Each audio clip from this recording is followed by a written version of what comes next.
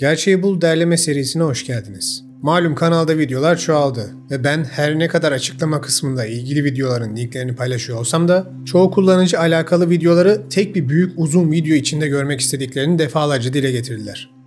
Bir de ilginçtir, pek çok kişinin kanalın videolarını uykuya dalmak için izlediğini öğrendim. Ve bu yüzden bu alakalı ama ayrı videoları tek bir parçada toplama kararı aldım. Bu sayede bir konu ile alakalı tüm seriye bir oturuşta vakıf olabileceksiniz. Hem de abi seni uyurken dinliyorum diyenler de sevinmiş olur. Şaka bir yana bu tarz bir toplama benim için de iyi olacak. Çünkü kanala her ay 35.000 kişi daha katılıyor. Ve pek çoğu yeni videoların temeli olan eskileri izlemiyor. Bu sayede onlar da bilgiyi daha iyi kavramış olurlar. Öyleyse ilk derleme serimiz olan Büyük Tufan serisiyle başlayalım. Her videonun aralarında ben de güncel yorumlarımla size eşlik edeceğim. İyi seyirler dilerim. Bir felaket dünya tarihini ne kadar etkileyebilir? Dev bir deprem ile şehirlerin yok olması mı? Volkanik bir patlama ile on binlerce kişinin ölmesi mi? Yoksa büyük bir yangın ile bir medeniyetin son bulması mı? Aklınıza gelen en büyük doğa olayını düşünün ve kendinize tekrardan şunu sorun. En büyük felaket bile tarihin gidişatını ne kadar etkileyebilir? İşte bu sorunun acı bir cevabı insanlık tarihinin karanlık sayfalarında yatmakta. Ve bize verdiği cevap ise şu. Bir olay insanlık tarihinin bitip yeniden başlamasına bile sebep olabilir. Ve biz bugün burada o olayın sırlarını birlikte çözmeye çalışacağız. Çünkü o yok olan medeniyetler bize basit ama etkili bir uyarı bırakarak gittiler. Bizim başımıza gelenler günün birinde sizin de başınıza gelecek. Hazır olun. Gerçeği Bul'a hoş geldiniz.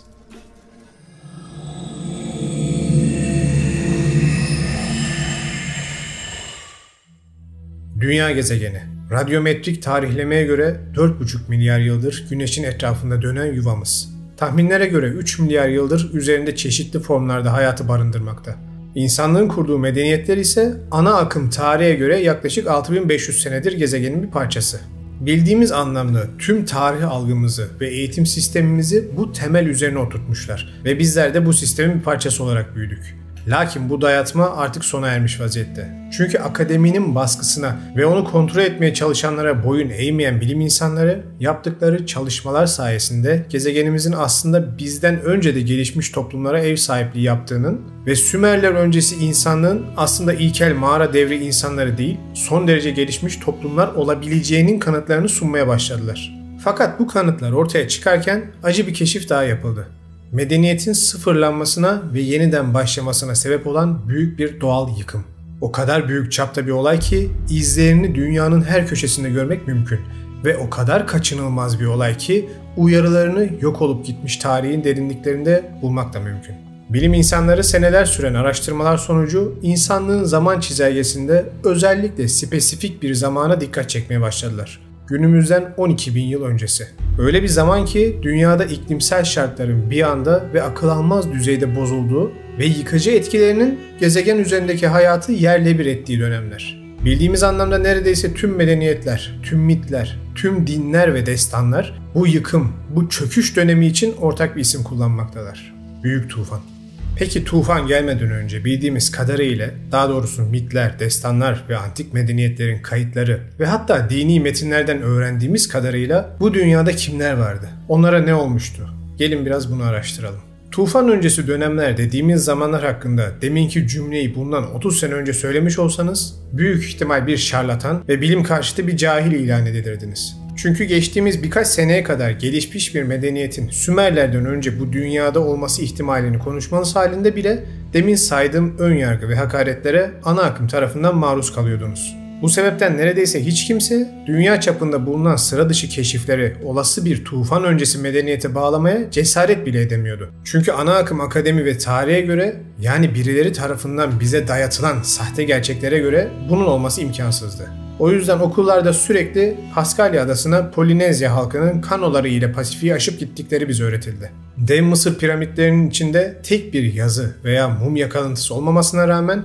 sırf 6 santim boyunda bir heykelcik köşesinden çıktı diye Firavun Keops'un yaptığı öğretildi. Kapadokya ve Kayseri'ye kadar etrafını yer altından birbirine bağlayan devasa boyuttaki derin kuyu yeraltı şehrinin Roma'dan kaçan Hristiyanların yaptığı bize öğretildi. Halbuki oranın tarihinin ne kadar eskiye gittiğini bilen bile yok. Ve en önemlisi medeniyetlerin beşiği güzel Anadolu'muzda keşfedilen Göbekli Tepe'nin alelade bir ortaçağ yapısı olduğu söylenip üzeri bizzat bizim üniversitelerimiz tarafından tekrar kapatıldı. Ta ki birileri onu tekrar kazıp cesurca insanlık tarihinin baştan yazılmasına vesile olana kadar. İşte o günden sonra dikkat ederseniz dünyanın dört bir yanında Sümerler öncesi çağa ait olabilecek antik eserler artık ön yargı ile değil bu olasılık hesaba katılarak araştırılmaya ve dünyaya sunulmaya başlandı.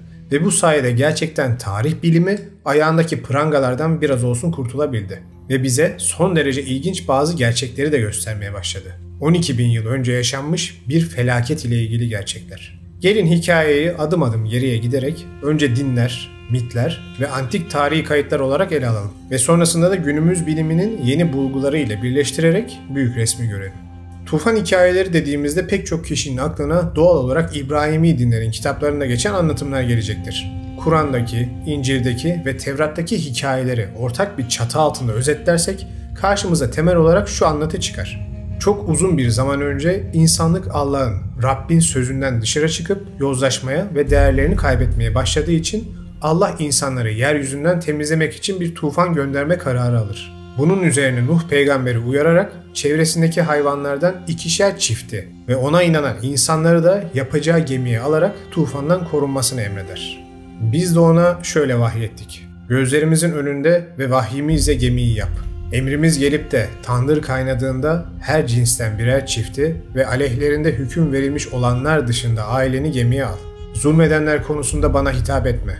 Çünkü onlar boğulacaklardır. Akabinde günler süren yağmurun sonucu tüm dünya seller altında kalır ve sadece Nuh'un ailesi ve gemiye aldığı ona inanan insanlar ile gemideki hayvan çiftleri hayatta kalarak tüm dünyada insan ve hayvan popülasyonunu baştan başlatırlar. Tevrat ve Enok kitabında ise bu konu hakkında çok daha derin bilgiler bulunur. Bu iki kitap da bize gözcüler denilen meleklerden onların dünyaya gelip Tanrı'nın emrine karşı çıkıp insanlar ile ilişkiye girip Nefilim denilen çocuklar yapmasından, bu yeni ırkın ve aynı zamanda gözcü meleklerden teknoloji öğrenmiş insanların yozlaşmasından ve Tanrı'ya isyan etmelerinden bahseder. Bu sebepten de Nuh 600 yaşındayken tufanın gelip tüm bu medeniyetleri yok edip akabinde de yeni insan ırkının ömrü 120 seneyi geçmeyecek şekilde yeniden tasarlanmasını ve her şeyin baştan başlamasını bize anlatır.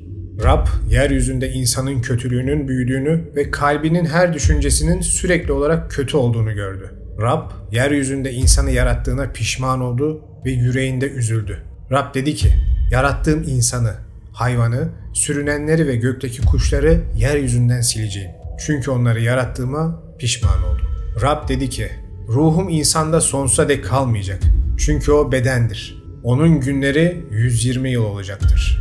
Şimdi İbrahimi dinlerin kitaplarını mutlak ve net Allah kelamı diye ele alırsanız, olaydaki mantık hatalarından dolayı inancınız çöker. Misal, yarattığı varlıktan pişman olan bir Allah figürü var.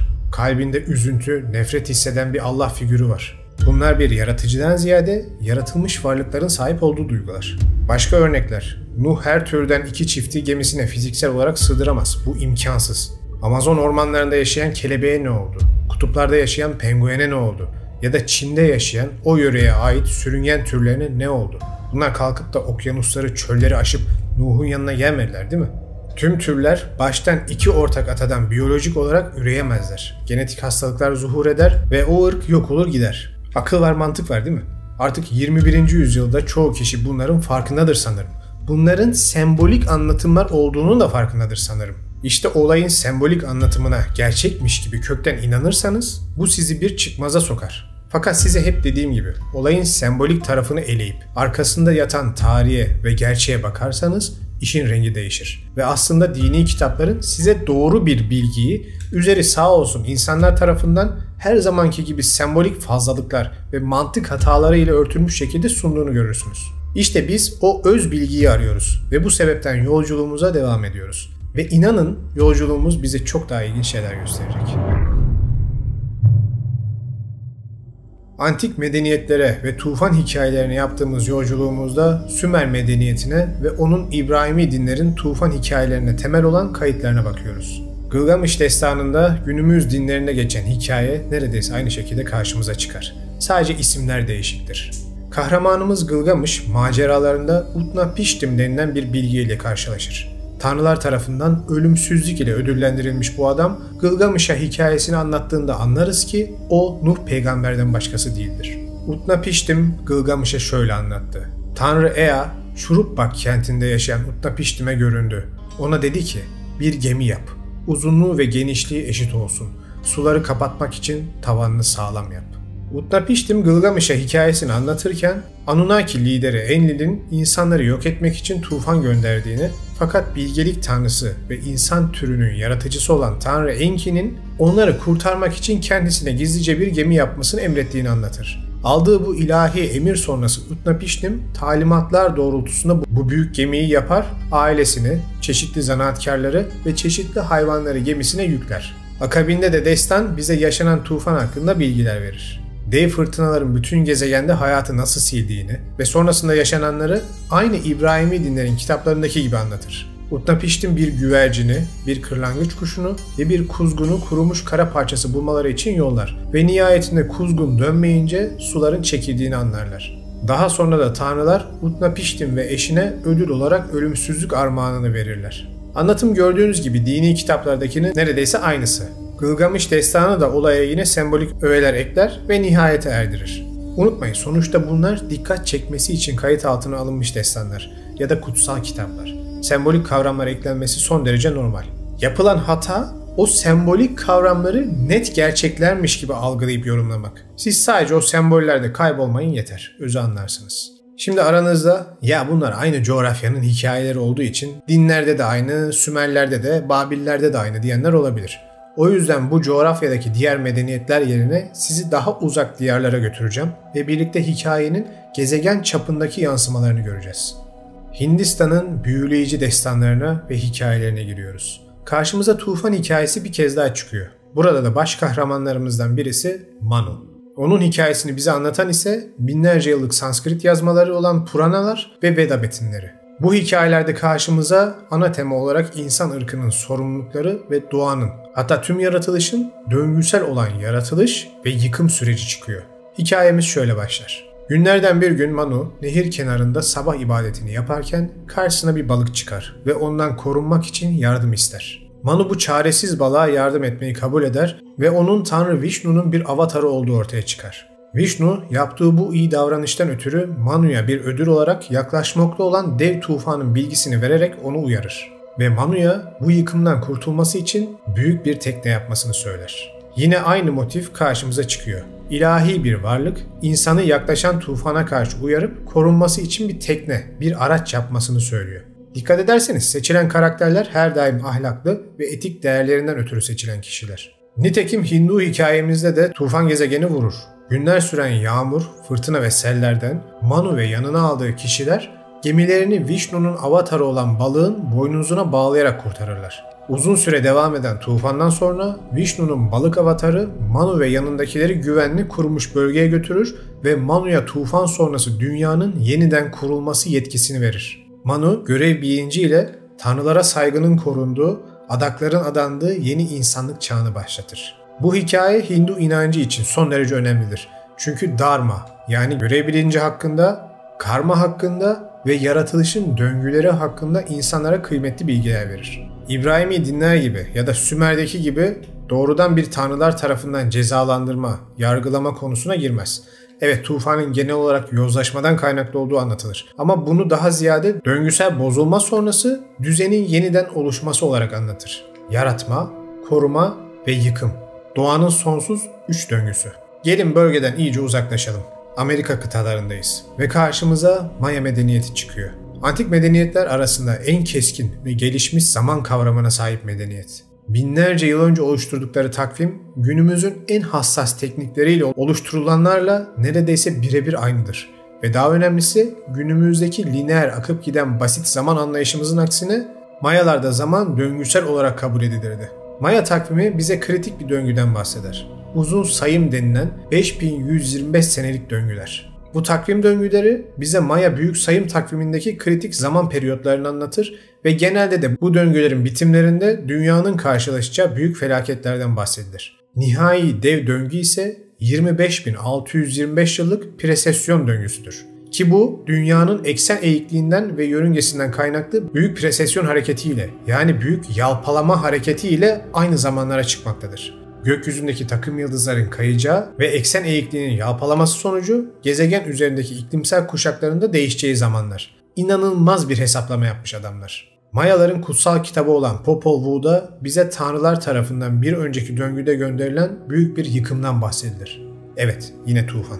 Onların inanışına göre tanrılar ilk başta insanı çamurdan yaratmışlar. Fakat bu insanlar sağlam olmadıkları için kolayca dağılmışlar. Bundan ötürü bir felaket ile bu insanlık çağı kapatılmış. Daha sonra tanrılar ikinci yaratılış olarak tahtadan insanlar yapmışlar. Ama onlar da dik başlı oldukları için tanrılara itaat etmemişler ve devler ile birlikte yine tanrılar tarafından gönderilen bir felaket ile, ki bu sefer bu su ile olmuş, onların da çağı kapatılmış. Sonrasında ise tanrılar Mısır'dan insanlar yaratmışlar ve o yaratım başarılı olmuş. Bakın buradaki sembolizme dikkat. Çamurdan insan dağılıyor, birlik olamıyor, kuvvetsiz olarak nitelendiriliyor. Tahtadan insan tanrılara boyun eğmiyor, dik başlı ve devlerle birlikte yaşıyorlar. Ama Mısır'dan insan mısır bitkisi gibi esnek, başını eğebiliyor. O yüzden tanrıların hoşuna gidiyor. Sembolizmden kastım işte tam olarak bu. Bunu yakalamak önemli. Bu arada tufan öncesi devler ve insanlar bir arada yaşıyor detayını yakaladınız değil mi? Tevrat'ta geçen devler olan Nefilimlerin hikayesinden bize bahsediyor. Tek fark aynı hikayeyi anlatan bu iki grubun arasında binlerce kilometre ve koca Atlantik Okyanus olması. Popol Vuh metinlerinde anlatılan temel tufan yeniden yaratım süreci temelde tanrıların idare edebileceği onlara bağlı, boyun eğen insan ırkını yaratma üzerine kurulu. Onların sözünden çıkan ya da onlara istedikleri kadar saygı sunmayan ırklar ise genelde bu 5125 senelik döngülerin sonunda yok edilmişler. Bu anlatım Sümer ve günümüz Yahudi, Hristiyan ve İslam inancına ne kadar benziyor değil mi? Boyun eğ, itaat et, yoksa işini bitiririz. Seni cehennemde işkencelere maruz bırakırız. Tıpkı senden önceki kavimlere yaptığımız gibi. Ama tam tersi sözümüzden çıkmazsan sana şöyle ödüller veririz, sen yeter ki bize boyun eğ. Ve böylece tanrılar insanları yaratmak için bir araya geldiklerinde onların yanlışlıklarını ve kusurlarını gördüler. Bu ilk insanlar tanrıların onları arzuladığı gibi değildi. Onlar kibirli ve tanrılara saygısızdılar. Bu yüzden tanrılar bu kusurlu yaratıkları yok etmeye karar verdiler. Tufanın ardından tanrılar yeni bir insan nesli yaratmaya karar verdiler. Bu kez onların hatalarını tekrarlamayacak, tanrılara saygılı ve itaatkar olacak bir nesil yaratmak istediler. Yeni insanlar tanrılardan aldıkları bu ikinci şansı en iyi şekilde kullanmalıydılar. Yine aynı bölgedeki Aztek tufan mitlerinde ise 4. Güneş devrinde, önceki 3 tanesi Mayaların anlatımı gibi yok edilmiştir. İnsanlar yozlaşır ve Tanrı Hurakan'ı sinirlendirirler. Bunun üzerine Hurakan bir fırtına göndererek insanları yok etmek ister. Ama Quetzalcoatl kimi yerlerde de Kukulkan olarak karşımıza çıkar. Josh ve eşi Xoyquetzal'ı uyarıp ahşaptan bir bot yapmalarını emreder. Böylece onları ve insanlığı kurtarır. Maya anlatımında ise aynı bilge tanrı tufan sonrası yok olmuş insanlığın kemiklerini toplar ve kutsal yeraltı mağarasında onları baştan yaratır diye anlatılır. Yani Mısır insanları yaratıyorlar. Kıtadan ayrılmadan küçük de bir bilgi vereyim. Mayalara göre bir sonraki yıkım döneminde ise insanlığın sonu bu sefer su ile değil ateş ile gelecekmiş ve bunu güneşle ilişkilendirenler var. Bu bilgi de aklınıza bulunsun. Çünkü bazı araştırmacı yazarlara göre o dönem şu an gelmek üzere. Hatta kimilerine göre 2012 senesinde o son viraja girdik bile. Rotamızı Büyük Afrika kıtasına çeviriyoruz. Zengin kabile kültürü ve sıra dışı sembolik anlatımlar ile dolu mitolojiler. Bu güzel farklılıklara rağmen ortak tufan anlatımı Afrika kıtası boyunca da değişmez. Tabii ki sembolik kavramlar kültüre göre değişmiş ama hikayenin özü her yerde aynı. Etiyopya'da bulunan Oromo kabilesinden tutun Nijerya'da bulunan Yorubalara, hatta gizemli Dogonlara kadar tüm bu birbirinden ayrı kabileler aynı motifte buluşurlar. Kirlenmiş dünyayı temizlemek için gelmiş yeni bir dönemi başlatan büyük tufan. Hikayedeki büyük benzerlik ise bu halkların da inanışında Tanrı Olor'un insanlığı yok etmek istemesi ve onun karşısında olan Olok'un yani bilgeliğin tanrısının insanlığı kurtarıp düzeni yeniden başlatması. Sümerlerdeki Enlil ve Enki zıtlaşmasının birebir aynısı. Sadece bunlar da değil. Antik Yunan'dan tutun Antik Çin'e, Asya medeniyetlerinden tutun Avustralya aborjinlerine kadar nereye giderseniz gidin, hangi kültürü incelerseniz inceleyin, aralarında hiçbir bağ olmasa bile hepsi birebir aynı hikayeyi size anlatırlar. Ana omurga asla ama asla değişmez. Yani bu olay İbrahimi dinlerin sembolik kavramları ya idrak edemeden kitaplara geçirdiği ya da sonrasında insanların bu kitaplara eklediği eksik bilgilerden ötürü anlaşıldığı gibi sadece Mezopotamya'daki Nuh peygamber merkezli bir olay değildir. Bu dinlerin kitaplarındaki sembolik anlatımı hatalı bir şekilde sabitmiş gibi baz alırsanız, mesela olayın sadece Nuh'un başına geldiğini ve kalan her şeyin sonrasında onun sayesinde yeniden oluştuğunu sanacaksınız. Ama gördüğünüz üzere bu hikaye dünyanın her yerinde anlatılır ve her yerde kendince kurtulanları o bölgenin kahramanı olarak gösterir. Ben yine de beyin jimnastiği yapmak amaçlı ortaya iki olası sembolik anlatımı da atmak istiyorum. Siz de yorumlarda kendi fikrinizi yazın lütfen.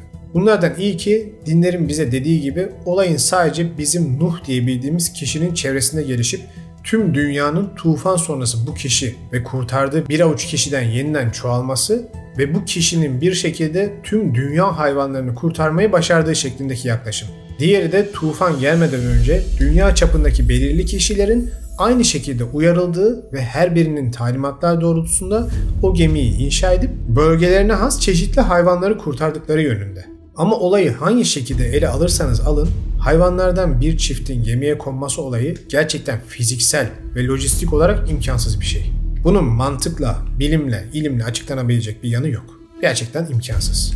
Bunu mantıkla açıklamaya çalışan bazı araştırmacılar ve antik uzaylı teorisyenleri burada olaya Nuh'u uyaran o tanrısal varlığın girip hayvanların genetik özlerini saklayıp tufan sonrası yeniden çoğaltmış olabileceklerini anlatıyorlar. Yani yorum yapması zor bir konu ama diğer olası senaryolara baktığımızda tüm canlıların bir gemiye sığmasına kıyasla daha elde tutulur bir yaklaşım.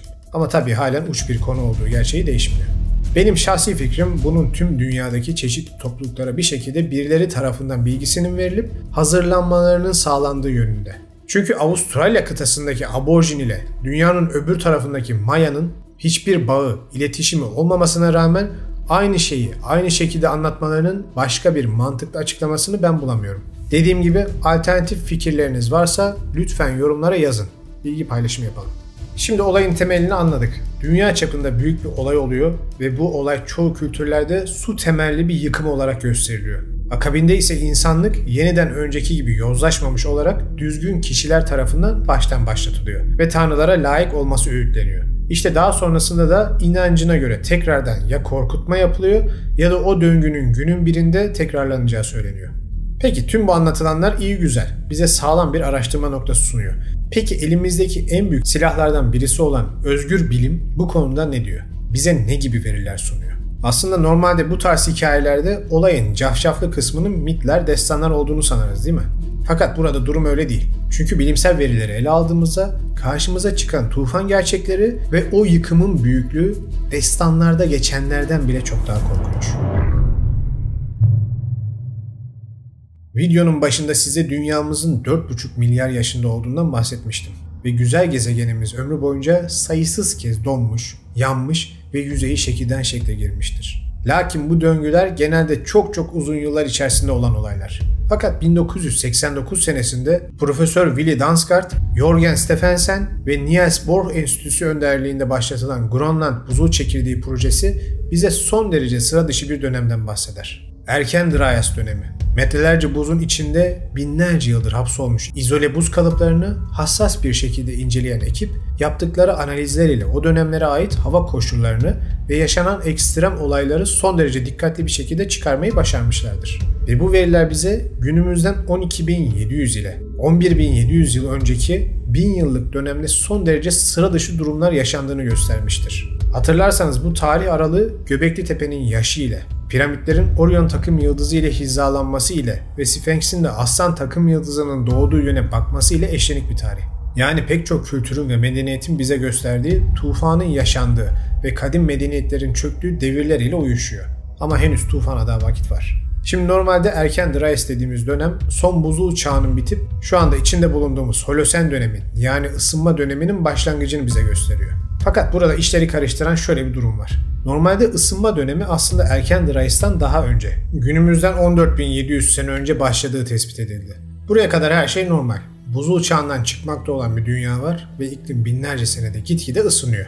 Ama ne oluyorsa 12.700 ila 12.900 sene öncesi dönemlerde oluyor. Unutmayın, net tarihleri yüksek kesinlikle söylemek şu an için imkansız. O yüzden bu tarz aralıklar veriyor bilim insanları. Dediğim gibi ne oluyorsa o dönemlerde oluyor ve yavaş yavaş ısınmakta olan dünyamız kelimenin tam anlamıyla bir anda donuyor.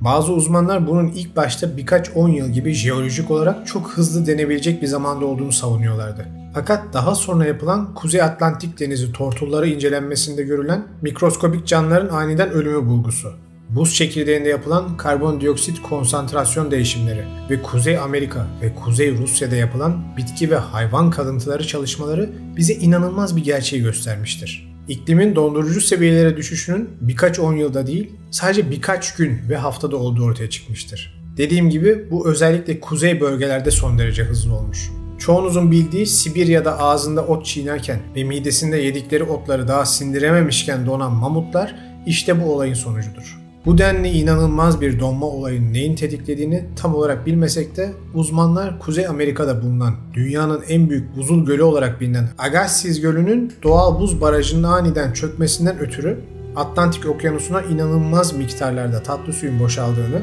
ve bunun sonucu olarak da kutup dairesindeki havanın güneye inmesini önleyen sıcak su akıntılarının bozulduğunu tahmin ediyorlar. Göl dediğime de bakmayın, akan suyun miktarı Karadeniz'in toplam suyunun %40'ı kadarmış. Bilimsel olarak ancak bu olay bu denli büyük ve hızlı bir donmayı açıklar. Neredeyse bütün kuzey yarımküre aniden gelen kutup soğukları ile buza dönmüştür. Size bir de ekstra bilgi vereyim. Şu an o akıntı buzulların erimesinden ötürü ciddi bir sıkıntıda yavaşlama evresine yeniden girmiş durumda. Ama bunun detaylarına iklim videomda gireceğiz. İşte bu ani hava soğuması ekosistemi mahveder. Ani donma olayları sadece birkaç senede Avrupa'yı karla örtüp neredeyse Trakya'ya kadar gelir. Ve bu hırçın soğuklardan korunmak için insanlar mitlerde bahsedilen yeraltı şehirlerine çekildiler diye anlatılır. Hatta bu şehirlerden birisinin de Kapadokya'daki derin kuyu olduğu da iddiaların arasında. Göbekli Tepe videomda size bu konudan bahsetmiştim. Bu olaydan sonra geçen yaklaşık 1000 senede ise iklim tekrardan okyanus akıntılarının dengelenmesiyle ısınmaya başlar. Görünüşte her şey güzel gibi değil mi? Ama beklediğiniz an şimdi geliyor. İklim dengelenirken sıra dışı bir olay daha yaşanır. Ve dengelenmekte olan sıcaklıklar inanılmaz bir şekilde pik yapar. Şu an araştırmalar halen devam etmekte. Ama kimi kaynaklar esnek olmak için birkaç 10 yıl içinde sıçrama var deseler de bu sürenin sadece 1-2 yıl içinde olduğunu düşünenler de artıyor. Hatta kişisel yorumuma göre yakında bunun 1-2 yıldan da daha kısa sürede olduğunu iddia eden uzmanlar çıkacaktır. Çünkü gezegen çapında yaşanmış eş zamanlı bir tufan yıkımı söz konusu. Ve bunu ani bir şeyin tetiklemesi daha mantığa uygun. Özellikle de döneme ait jeoloji çalışmalarında pek çok vitrifiye olmuş kum örneği bulunmuşken, İskoçya'da, Indus Vadisi'nde, Mısır'da benzer dönemlere ait vitrifiye olmuş kumul örnekleri mevcut. Bu da aslında arkası boş bir iddia değil. Günümüzde kimse ısıda yaşanan bu son derece ani artışı net bir şekilde açıklayamıyor. Fakat bununla alakalı 3 tane hipotez ve iddia mevcut. Bunlardan ilki asteroid kuşağında yaşanan bir olay sebebiyle pek çok büyüklü küçüklü meteorun dünyaya gelerek kimisinin düşüp kimisinin de atmosferde yanması sebebiyle dünyanın ısısının aniden çok ciddi şekilde yükseldiği iddiası. Bu aslında fantastik dursa da en elle tutulur iddialardan birisi.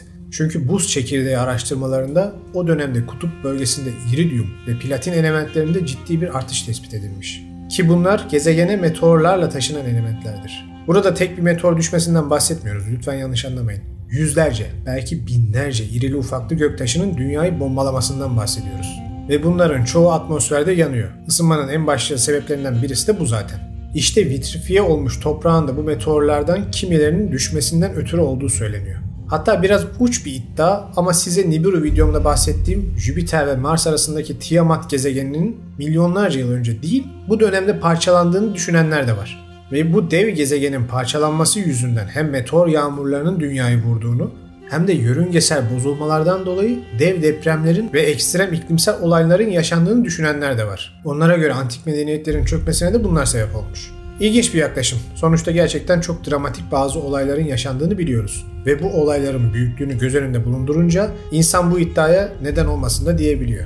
Ben de bu videoyu yaparken bu iddiaya denk geldim. Konuyu merak edenler Immanuel Velowski'nin Worlds in Collision kitabını ve Richard Firestone ile Alan West'in The Cycle of Cosmic Catastrophes kitabını inceleyebilirler. Türkçelere ne yazık ki denk gelemedim.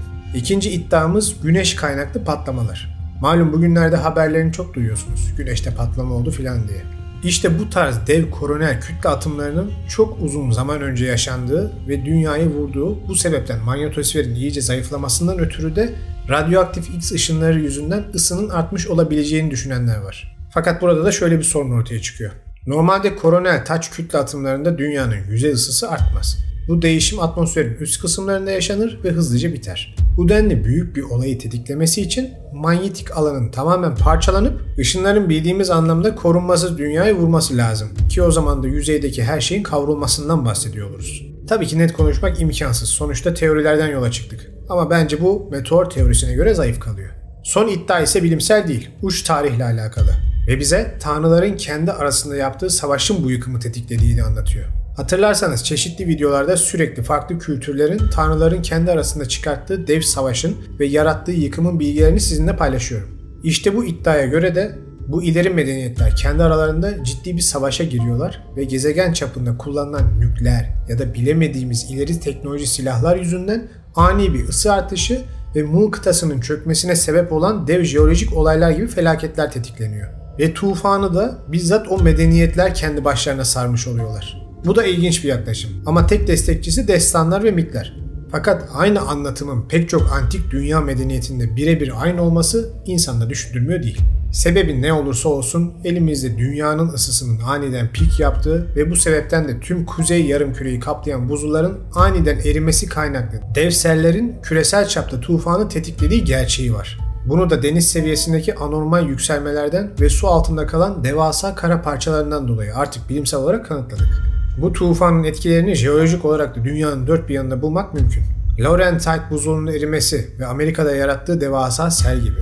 Erime sonrası Akdeniz'in kabarıp İstanbul Boğazı'nı oluşturup Karadeniz'i doldurması gibi. Avrupa ve Britanya arasındaki Doggerland bölgesinin batması gibi. Asya'da bulunan Lemurya'nın ve Sundaland topraklarının deniz altında kalması gibi sayısız örnek bize bu akıl almaz boyuttaki dev taşkınların yıkımını göstermekte.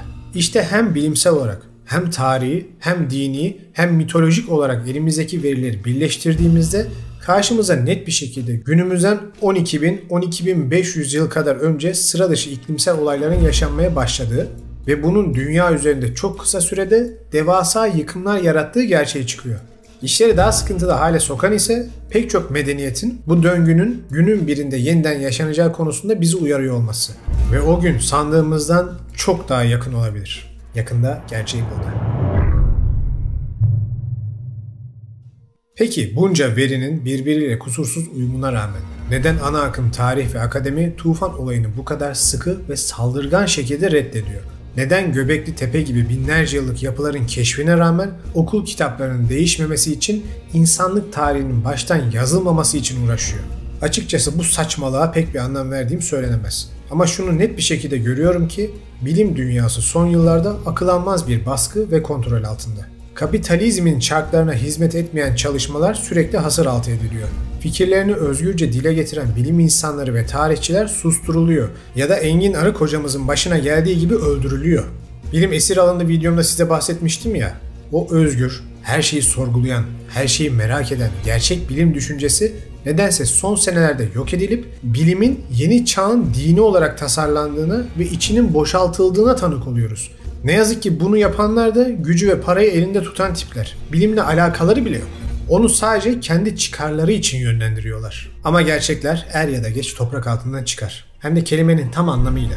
Göbekli Tepe gerçekten bu konuda çok ciddi bir başlangıç oldu ve hevesli bilim insanlarının daha şevkle seslerini çıkarmalarını sağladı. İlerleyen yıllarda eminim insanlık medeniyet tarihinin Sümerlerden çok daha öncesine gittiğini göreceğiz.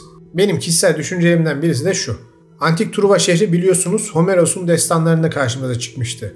Ve seneler boyunca yine sığ fikirli insanlar bu şehrin sadece bir mit olduğunu, gerçeklikle zerre alakası olmadığını söyleyip durdular. Ta ki 1870 senesinde Heinrich Schliemann orayı gerçekten keşfedip ne yazık ki soyup soğana çevirene dek. Ama bu bize şunu gösterdi. Mitlerde anlatılan yerlerin hepsi birilerinin uydurduğu yerler değildi. Hatta tam tersi sonraki senelerde yapılan keşifler sayesinde bu efsanevi şehirlerin çoğunun gerçek kökenleri olduğu anlaşıldı. Tıpkı Mohenjo-Daro gibi, Knossos gibi, Machu Picchu gibi, efsanevi Uruk şehri gibi. İşte tufanın da Sümer öncesi bir medeniyetin de olduğunun kabulünü bazı güçlerin engellemeye çalıştığını düşünüyorum. Çünkü bunların gerçekten yaşanmış olması demek, o mitlerdeki ve dini metinlerdeki diğer hikayelerin de gerçekten yaşanmış olabileceği olasılığını doğurur. Ama ben inanıyorum ki günün birinde bu tiranlık bitecek. Günün birinde bilim yine eskisi gibi özgür kalıp tüketim toplumunu büyütmek için değil, insanlık için tekrardan çalışmaya başlayacak. Günün birinde herkes demek hepsi doğruymuş deyip binlerce yıllık uykularından uyanacaklar. Ve gerçek tarihi, gerçek inancı, gerçek bilimi yeniden yaşayacağız. Tufan videolarını bir seri olarak düşündüm ve arayı açmadan haftaya serinin diğer videosuyla devam edeceğim. Bu videoda tufan kavramını inceledik. Önümüzdeki haftada tufan öncesi global medeniyetten günümüze kalan izleri ve sıra dışı yapıları, kalıntıları ve her yerde karşımıza çıkan meşhur tufan sonrası 7 bilgenin hikayesini inceleyeceğiz. Böylece Sümerlerden önce yaşadığı düşünülen ileri medeniyetler hakkında bazı gerçekleri daha net anlayacağız. Ben de bu sayede yıllar önce yaptığım tufan videomu daha derinleştirip size sunmuş oluyorum. Kanala abone olarak takipte kalmaya devam edin. Bir sonraki hafta görüşene kadar kendinize iyi bakın. Evet, tufan aslında hem bilimin hem mitolojinin hem de dinlerin en büyük ortak paydası ve dünyayı kökten değiştirmiş devasa bir olay. İşin ilginci ise tüm medeniyetlerde bu su ile yok oluşun tekrar edip durması. Ama tüm dünyayı sular altında bırakacak kadar büyük su taşkınlarının olması şu anki bilgimize göre imkansız gibi bir şey. Fakat bu yüzden tufan olmadı demek büyük bir yanlış. Çünkü insanlık çağlar boyunca her daim deniz kıyısına ve akarsu kıyılarına öncelikli olarak yerleşmiştir.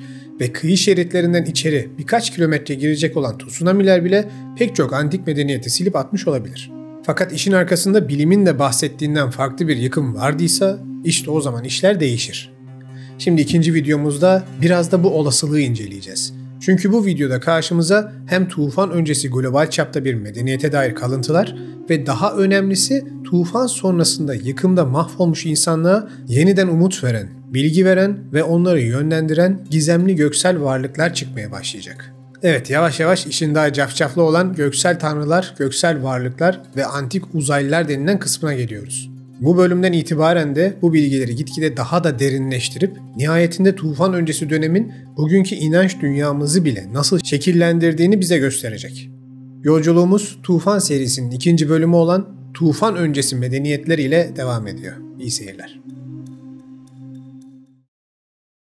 Tufan serisinin ikinci videosuna hoş geldiniz. Bir önceki videoda tufanın binlerce yıl önce kadim medeniyetleri yeryüzünden nasıl sildiğine dair bilgileri sizinle paylaşmıştım. Bu videoda ise şu sorunun cevabını arayacağız. Nasıl oluyor da birbiriyle hiçbir şekilde bağ olmayan bölgeler aynı hikayeyi aynı şekilde anlatabiliyorlar? Yoksa bu medeniyetler aslında tufandan önce birbiriyle bağlı büyük bir global medeniyetin kalıntılarından mı ibaretti?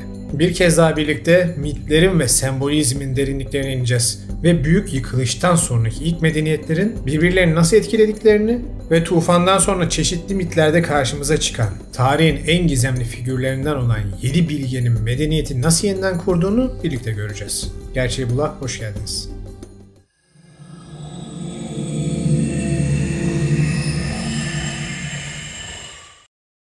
Küresel bir medeniyeti nasıl anlarız? İnsanların zevkleri genelde birbirine benzer. Popüler öğeler gezegenin her yerinde birbirine benzer. İnşaat teknikleri ve yapıların dizaynı birbirine benzer.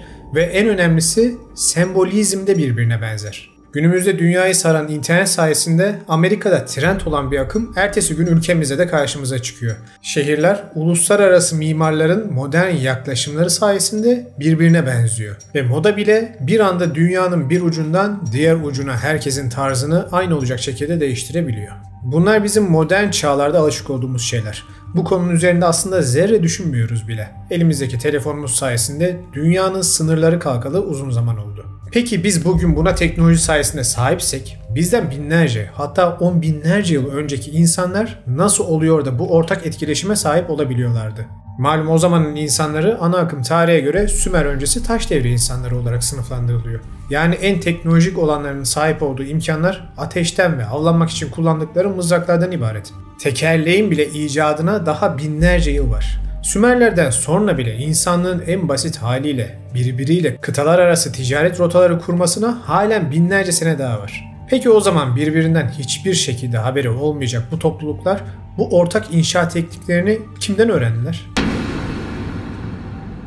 Şimdi gelin basitinden karmaşığına doğru benzerlikleri ve ortak inşa yaklaşımlarını inceleyelim. Antik medeniyetlerin en temel ortak özelliklerinin başında taş işçiliği sanatı gelmekte. Ne yapacaklardı, çelik iskelet kuracak halleri yok ki diyenler doğru söylüyorlar. Tabii ki insanların becerileri ve malzeme kullanımı zaman içerisinde teknolojiye bağlı olarak gelişip evrimleşmiş. Buna bir lafım yok. İlginç olan nokta şu: spesifik olarak kullanılan bazı taş işçiliği detayları. Bu gördüğünüz Peru ve Bolivya'da bulunan çeşitli antik çağ uygarlıklarına ait duvarlar. Yapıldıkları günlerden bu yana binlerce sene geçmesine rağmen birbirlerine kusursuz şekilde geçtiklerinden dolayı zamanın tüm gücüne karşı ayakta durmuşlar ve formlarını korumuşlar. Bu taş dizim tekniğini ilk gördüğünüzde aklınıza şu soru gelmiş olabilir: ya adamlar nasıl yapmışlar? Sanırsın taşları eritip dizmişler.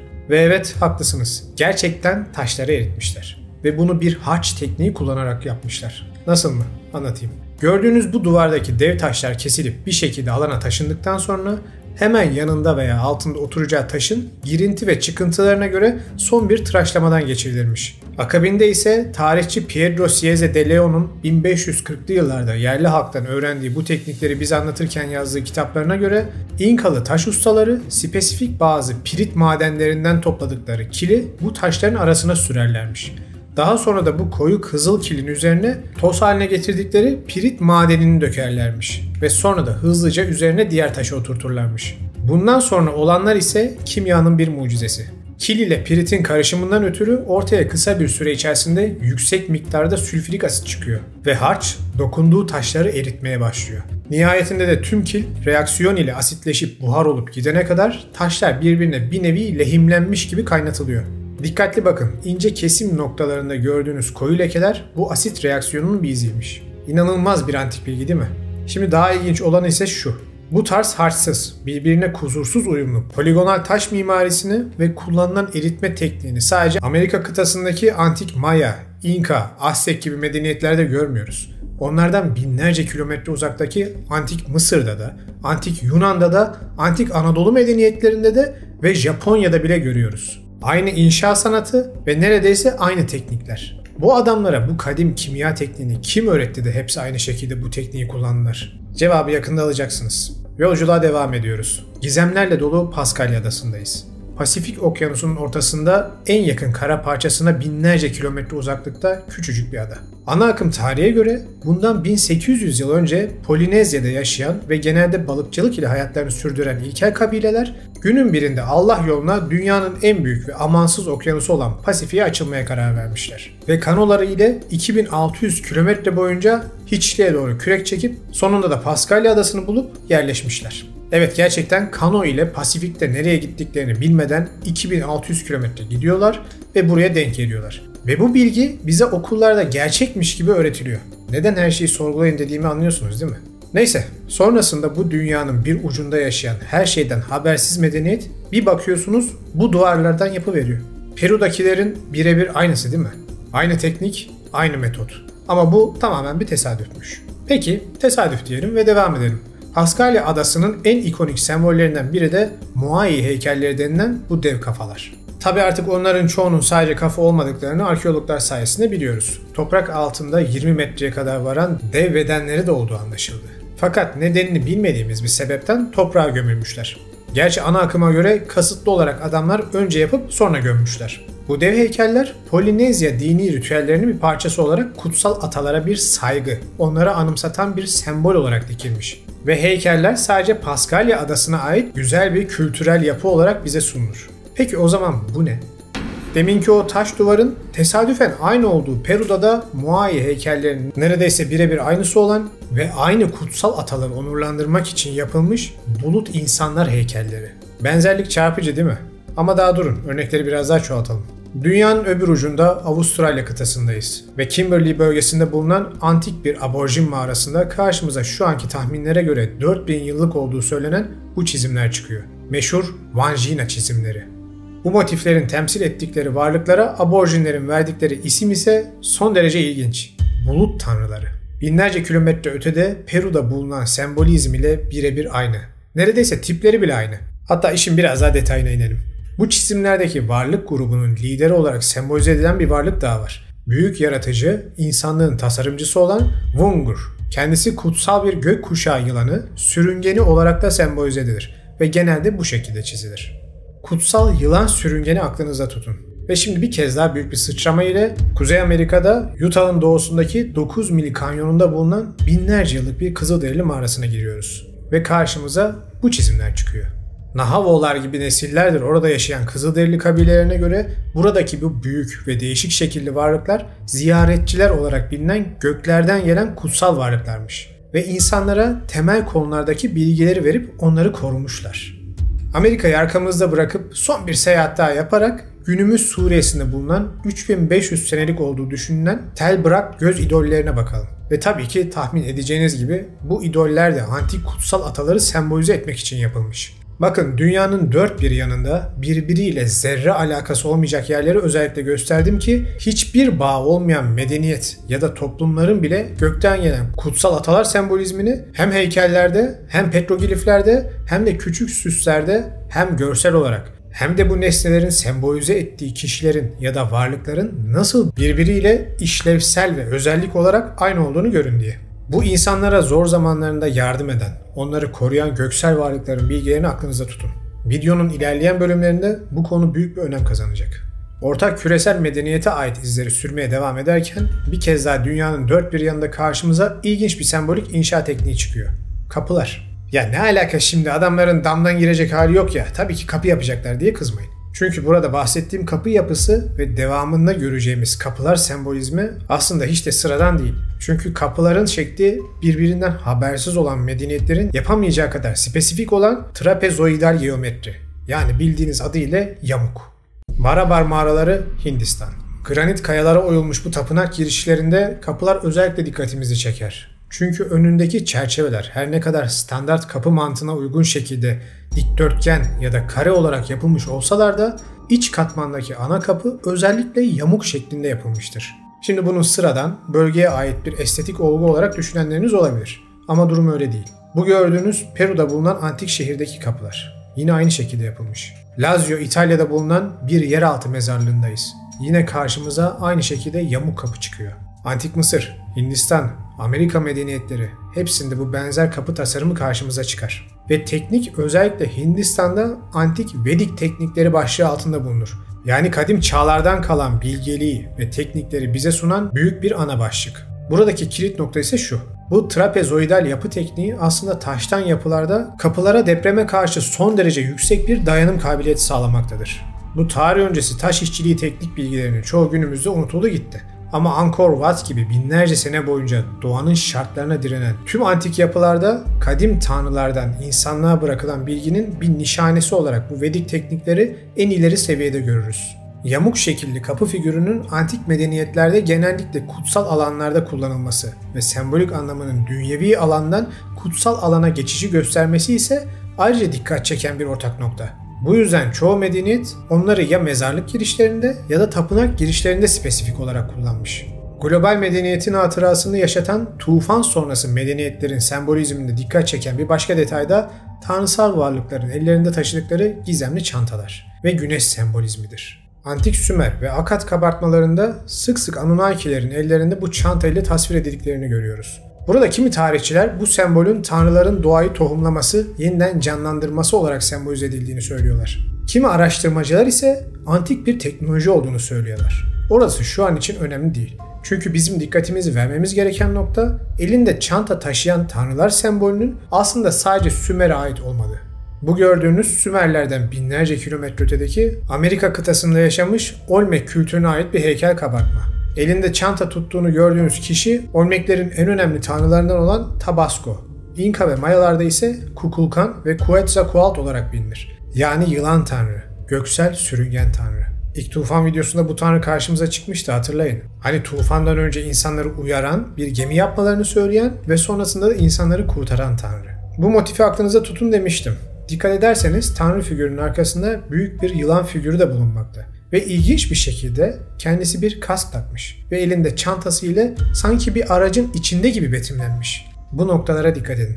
Benzer bir figür karşımıza 12.000 yıl önce yapılmış Göbekli Tepe'de de çıkar. 43 numaralı sütun bizi tepesinde 3 tane tam olarak aynı şekilde tasvir edilmiş çantalarıyla karşılar. Ve halen kimse bunun net olarak ne anlama geldiği konusunda hemfikir değil. Ama sembollerin hepsinin tufan öncesi bütün dünyaya aynı motifleri yaymış, aynı bilgileri vermiş ve tüm bunları bir şekilde kontrol edebilmiş bir ortak noktaya bağlarsak kim bilir belki de o çanta sembolünün ve tüm bu bilginin kaynağı tıpkı bizdeki çanta tutanlar ile aynı olabilir. Güneş sembolizmi ise bir kez daha tufan sonrası medeniyetlerin en sık paylaştıkları sembolizmdir ve her daim büyük kutsiyet atfedilmiş bir semboldür. Antik Mısır'da güneş sembolü büyük tanrı Ra'nın sembolü olarak karşımıza çıkar ve Mısır'ın en eski kök inançlarından birisidir. Hatta çağlar boyunca Mısır'da çok tanrılı dinler Ra ve güneş inancının önüne geçmeye başlayınca M.Ö. 14. yüzyılda Firavun Akhenaton eskilerin inancı olarak adlandırılan Athene yani güneş diskiyle sembolize edilen tek yaratıcı inancına ülkeyi geri döndürmüştür. Fakat bu sebepten güçlerini kaybeden Amon rahipleri Firavun'u öldürüp yozlaşmış Amon inancını ve çok tanrılı sistemi yeniden getirdiler diye anlatılır. Oynanan oyun hep aynı arkadaşlar. Dün Amon rahipleri, bugün Vatikan, Emeviler, tarikatlar vesaire. Din sistemleri her daim insanları sömürmek için kullanılmış. Bu tarih boyunca asla değişmez. Hatta şöyle de ilginç bir iddia var. Bu tek tanrı inancını yayan Firavun Akhenaton'un İslam kültüründe Yusuf peygamber olduğu iddiası. Bu da ilginç bir konu ve kanalda ileride ele alacağım. Aklınıza bulunsun. İşte Mısır'dakine benzer şekilde Mezopotamya inançlarında da güneş aynı şekilde kutsiyet atfedilerek önem verilmiş bir semboldür. Hinduizm'de güneş tanrısı Surya, fiziksel ve ruhsal aydınlanmanın yolu olarak gösterilir. Japonya'da güneş tanrıçası Amaterasu, kutsal yaşam veren güneşi temsil eder. Aztek, Maya ve İnka medeniyetlerinde güneş yaşamın kaynağı, kutsal bir varlık olarak anılırdı. İşleri daha ilginç hale getiren ise çağlar boyunca yuvarlak bir disk şeklinde betimlenmiş olan bu güneş sembolizmini insanlık tarihi boyunca medeniyetler kutsal varlıkların kafasının üstünde veya arkasında bir daire şeklinde tasvir etmişlerdir. Mısır'da Ra ve Horus başlarının arkasında daire şeklinde güneş ile sembolize edilirler. Hindistan'da Surya'nın başının üzerine güneşi temsil eden haresi vardır. İnkalarda güneş tanrısı Inki başının arkasındaki güneş ışınlarıyla resmedilir. Hristiyanlıkta ise İsa her daim başının arkasındaki güneş diskiyle tasvir edilir. Vatikan'ın önündeki Aziz Petrus Meydanı'na tepeden bakarsanız güneş inancının sembolü karşınıza çıkar. Ortasında da Mısır'dan gelen obelisk vardır. Malum Horus, İsa, Antik Mısır ve Hristiyan inancı ilişkisi. Kısaca James Churchward'ın iddialarına göre bir zamanlar var olduğu söylenen kadim Mu kıtasındaki tek tanrılı inancın sembolü olan güneş diski söylenir ki tufan sonrasında kıta çökünce onun uç karakolları olan Sümer, Mısır, Yunanistan gibi yerlerde bu inanç devam ettirilmiş. Ama geçen seneler içerisinde özünden kopup farklı anlamlar almış. Tabii Mu kıtası iddiası uç tarihe giriyor ve elimizdeki bilgiler gerçekten çok az. O yüzden bu videoda ben o konuya çok fazla girmek istemiyorum. Zaten bu haliyle bile video yeterince tarihin sınırlarını zorluyor. Oralara da girersem işler tüm karışacak ve elle tutulur deliller ve semboller yerine daha bulanık verileri size sunmam gerekecek. O yüzden biz en azından daha sağlam elle tutulur verileriyle devam edelim. Şimdi demin dediğim Vatikan, İsa ve antik dinlerin güneş sembolizminin ve inancının Hristiyanlığın temelini oluşturduğu bilgisi kimilerine ilginç gelmiş olabilir. Ama buna şaşırmayın. Özellikle birazdan öğreneceğiniz bilgilerden sonra bu artık size normal gelecek. Çünkü tufan yolculuğunun sonunda karşımıza çıkacak bazı uç bilgilerin aslında sadece Hristiyanlığı değil, tamamen günümüz İbrahimi dinlerinin temelini nasıl oluşturduğunu göreceksiniz. Aynı anlama gelen heykeller, ortak inşa teknikleri, benzer sembolik motifler ve çok daha fazlası. Dünyanın her yerinde bize birbiriyle bağ olmadığı öğretilmiş pek çok antik medeniyette karşımıza çıkan ortak noktalar. Ve tüm bu kültürler bu ortak paydayı tek bir yere bağlıyor. Tufan öncesine ait kadim bir medeniyete. Daha doğrusunu demek gerekirse tanrılar ve insanların daha iç içe yaşadığı bir çağ. Antik çağlara ait sembolizmle dikkat çeken bir motif daha var. Üçleme sembolizmi ve 7 rakamı. Bu üç sembolizmi alakalı alakasız her yerde karşımıza çıkar. Misal, Zeus'un kardeşi Poseidon'un 3 başlı mızrağı. Bu mızrak aynı şekilde karşımıza Hindu tanrısı Shiva'nın 3 başlı Trishulas'ında da çıkar. Polinezya mitlerindeki Tangaroa'nın elinde de gösterilir. Sümer mitolojisinde de Tanrı Enki'nin elinde de gösterilir. Yaratma, koruma ve yıkım gibi anlamlar taşıyan bir sembolik araç. Üçleme, tapınak ve kutsal alan inşasında da sık sık her kültürde karşımıza çıkar. Hem de birebir aynı şekilde inşa edilerek. Karnak Tapınağı'nın girişinde hemen solda tapınağın 3 ana tanrısına adanmış ortada büyük bir kapı ve yanında diğer 2 tanrı için daha küçük 2 kapı motifi vardır. Aynı sembolik inşa tekniği Chichen Itza'daki piramitlerin tepesinde, Kamboçya'da Angkor Wat Tapınağı'nın girişinde, Hindistan'da Kalyasa Tapınağı'nın girişinde, İngiltere'de Stonehenge'in mimarisinde, İran'da da Persepolis kentinde benzer şekilde karşımıza çıkmaya devam eder. Örnekleri çoğaltmak mümkün. Daha ilginç olanı ise gotik katedrallerde, Kafatası ve Kemik Tarikatı'nın ana binasının girişinde, Masonların tapınaklarının hem girişinde hem Mason etiğinin sembolü olan 3 büyük sütun betimlemesinde, çeşitli eski dönem Emevi ve Abbasi camilerinin girişinden tutun da Da Vinci'nin İsa'nın son akşam yemeği tablosunda İsa'nın arkasında bile aynı şekilde bulursunuz. Birebir aynı kapı sembolizmi, üçleme sembolizmi dinle alakalı ya da masonlar gibi ilginç örgütlerle alakalı her yerde karşımıza bir şekilde çıkar. Hem de binlerce senedir. Üstelik din ne olursa olsun. Bunun en son ve en güncel örneği de günümüzde Rockefeller Merkezi'nin ana giriş kapısında karşımıza çıkıyor. Artık burada yatan mesajı da anlamışsınızdır sanırım. Bizim din diye bildiğimiz şey aslında adın ne olursa olsun aynı noktaya dayanmakta. Bu üçlemenin kalbinde yatan gerçeğe. Ve o gerçek ne yazık ki sandığınız gibi ilahi değil. Aslında bu üçlemenin tarih sayesinde bildiğimiz kadarıyla ilk anlamı ne biliyor musunuz? Anu, Enlil ve Enki. Yani Sümerlerin en önemli 3 Anunnaki tanrısının üçlemesidir. Tarihte de karşımıza ilk kez burada çıkar. Olayları ne kadar bu noktaya bağlamak istemesem de tarih beni buna mecbur tutuyor. Ama nihayetinde tüm yollar bu tanrılara çıkıyor.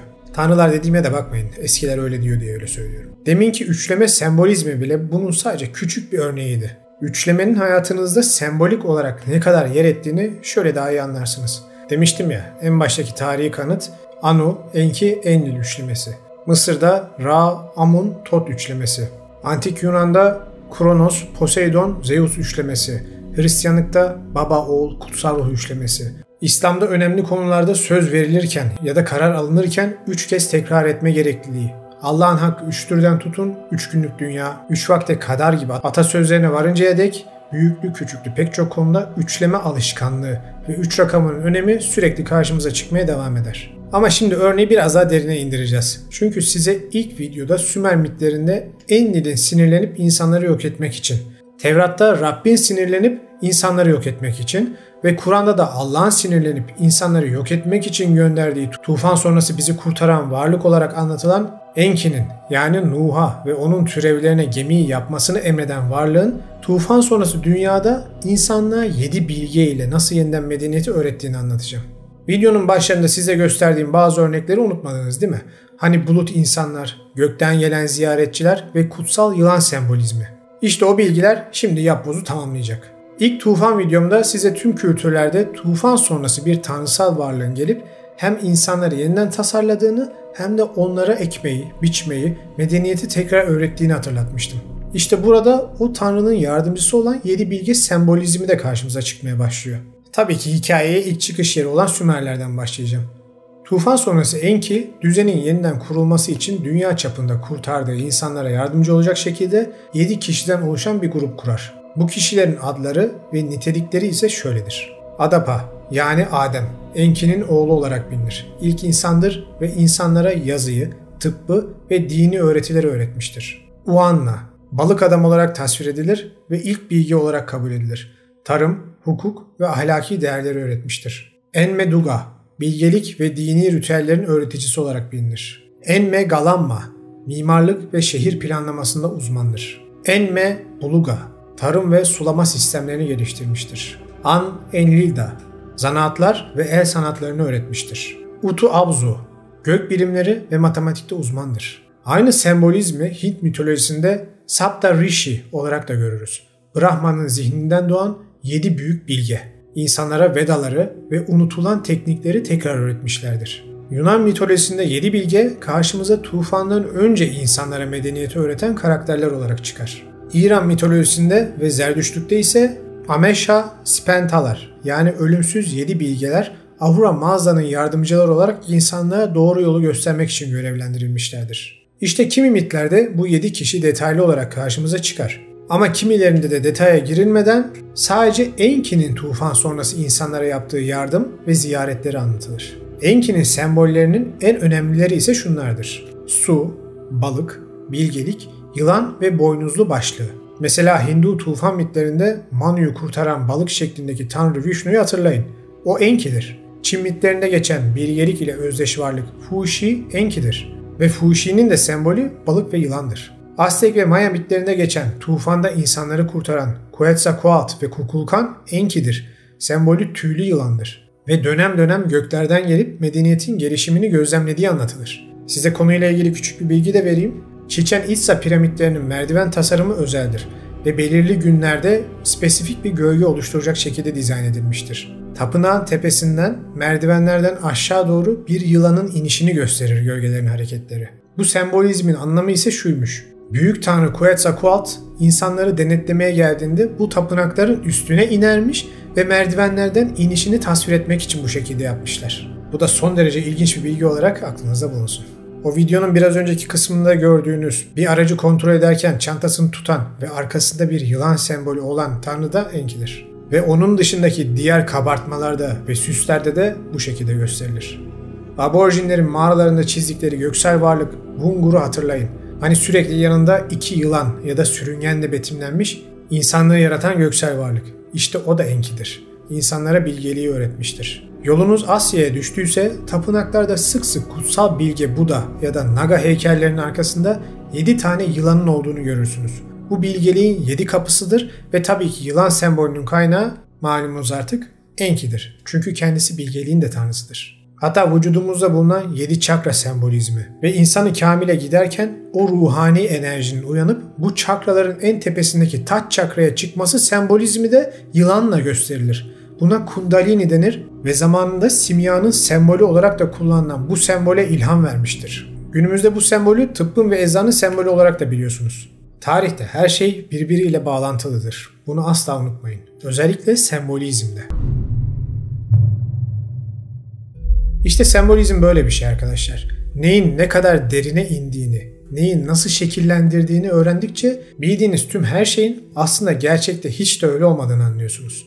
Bu tarz bilgiler verdiğimde tepki gösterenler oluyor. Ama hep diyorum, sembolik kavramlar aslında dinin özünde yatan şeyin düşmanıdır. Çünkü binlerce yıl boyunca kontrolsüz şekilde her gelen bir şeyler eklemiştir. Ve olaylar video boyunca da gördüğünüz gibi dallanıp budaklanmıştır. Ve bu sarmaşığı açmak cidden çok zor. Çünkü şeytan kavramına bakıyorsunuz, pek çok farklı mitolojik karakterin birleşimi. Hatta bunlardan birisi de işte demin gördüğünüz yine Enki. Melekler öylesine, peygamberler öylesine. Düşünün, İdris peygamber dediğimiz kişi, aynı zamanda Hızır dediğimiz kişi, aynı zamanda Hermes dediğimiz kişi, aynı zamanda Tot dediğimiz kişi. Yani düğümleri çözmek gerçekten çok zor. Tek karakter yeri geliyor 3-4 farklı mitolojik karakterin birleşmesi oluyor. Bunu biraz olsun anlamak için de tüm o mitleri not alarak okumak gerekiyor. Ama işte sembolik dalları ve budakları kesince işin çıkış noktasını görüyorsunuz. O yüzden gerçekten öz inancı arayan kişiler için bu videoların faydalı olacağını düşünüyorum. Araştırmalarınızı yaparken bu ayrımı yapmanız önemli. Çünkü bazı kişiler böyle bilgiler verince Anunnakileri evrenin de yaratıcısı filan zannediyorlar. Bu hataya düşmeyin. Teknolojik olarak gelişmiş bir ırktan bahsediyoruz sadece. Bunu unutmayın. Umarım bu yaklaşım size de faydalı olur. İlginç bir yolculuk oldu değil mi? İlk videoda tufanın mitolojik ve bilimsel kanıtları ile başladık. Sonra tufan öncesi global medeniyetten kalan izleri ve sembolik kavramların tufan sonrası birbirinden haberi bile olmadığı iddia edilen toplumları nasıl şekillendirdiğini gördük. Ve tufan öncesi küresel bir medeniyetin bu dünyayı kontrol edebilmiş olacağını anladık. Ve en sonunda da tüm bu mitlerde, destanlarda ve dinlerde geçen kurtarıcının aslında gelişmiş olarak nitelendirebileceğimiz bir ırk olan Anunnakilerin liderlerinden Enki ve ekibi olduğunu gördük. Bunlar tabii ki her zaman olduğu gibi tartışmaya ve araştırmaya açık konular. Ama ben elimden geldiğince size birbiriyle net şekilde bağlantılı örnekleri ve bilgileri sunmaya çalıştım ki kafanız gereğinden fazla karışmasın ve merakınız gitmesin. Mesela bu videoda size anlattığım bazı şeyler kendi başına bile aslında bir video konusu olabilir. Mesela o tanrıların ellerinde tuttukları çantalar, tarih boyunca yaşanmış üçleme sembolizmi, bunların her biri bir video olabilir. Ve bunların video olmasını da istiyorsanız lütfen yorumlarda belirtin. Ben burada kendimce Mu, Atlantis gibi kanıtları zayıf olan konulara girmeden daha elle tutulur tarihi verileri size keşfedilmiş bulgularla birleştirerek hikaye anlattım. Bir de bunların gerçekten tüm detaylarıyla resmi olarak kanıtlandığını düşünün. O zaman deminki çıkarımımıza göre dinlerden geriye ne kalır? Bakın inanç demedim. Dini yönetim sistemlerinden geriye ne kalır diyorum. Ben elimden geldiğince size kendi bulgularımı böyle videolarıyla anlatmaya devam edeceğim. Ama sonuçta hep dediğim gibi bu konularda detaya siz inin. Evet, ben de size videolar yaparak anlatırım ama sizin özellikle belirli detaylara inmeniz önemli. Mesela yılan sembolizmine mi ilgi çekici buldunuz? O konuya yoğunlaşın. Enki'nin ve Enlil'in insan yaratılışı üzerine fikir ayrılıkları mı ilginizi çekti? Sümer tabletleriyle ilgili araştırma yapmış kıymetli tarihçilerin kitaplarını okuyun ve öğrendiklerinizi siz de insanlarla paylaşın. Böyle bilgi çığ gibi büyür. Umarım video hoşunuza gitmiştir. Bu tarz içerikler için kanala abone olup videoları beğenip çevrenizde paylaşmayı unutmayın. Bu sayede kanalda sayenizde bir çığ gibi büyür. Bir sonraki hafta görüşene dek kendinize iyi bakın. Tufan serisi 2. bölüm benim favorilerimden birisi. Çünkü gerçekten mitlerin, sislerin içinde boğulmadan elle tutulur, gözle görülür şekilde bize bir zamanlar dünyada ortak bir sembolizm olduğunu ve birbirinden haberi bile olmayan medeniyetlerin nedenli ortak bir kültür ve inanca sahip olduklarını gösteriyor. Hem de kanıtları ile. Peki sizce bu nasıl mümkün olabilir? Tarihçiler ısrarla Sümer'den öncesi kabile hayatı yaşayan insanlardı. Ne medeniyeti kardeşim deyip duruyorlar. Halbuki kayıp bir ortak geçmiş, keşfedilmek için resmen çabalıyor. Ama gelin görün ki ana akım pek de oralı olmuyor. Bunlar dinlerin, mitlerin masallarından ibaret diyor. Dinlerin masalları mı? Bu çok aşağılayıcı bir yaklaşım. Çünkü inanç sistemleri ve dinler günümüzde ne hale gelmiş olurlarsa olsunlar bize geçmişe dair en eski yazılı kaynakları sunarlar. Hatta kimi zaman bu kaynakları dikkatli incelersek tarihin bazı kayıp halkalarını o kitapların sayfalarında bile bulabiliriz. Özellikle de tufanın olmasının ve yaratıcı denilen varlığın insanları cezalandırmasının arkasında yatan sebep neydi? Bunun bile bilgilerini bulabiliriz. Ve emin olun bu bilgiler hiç de yabana atılacak şeyler değiller.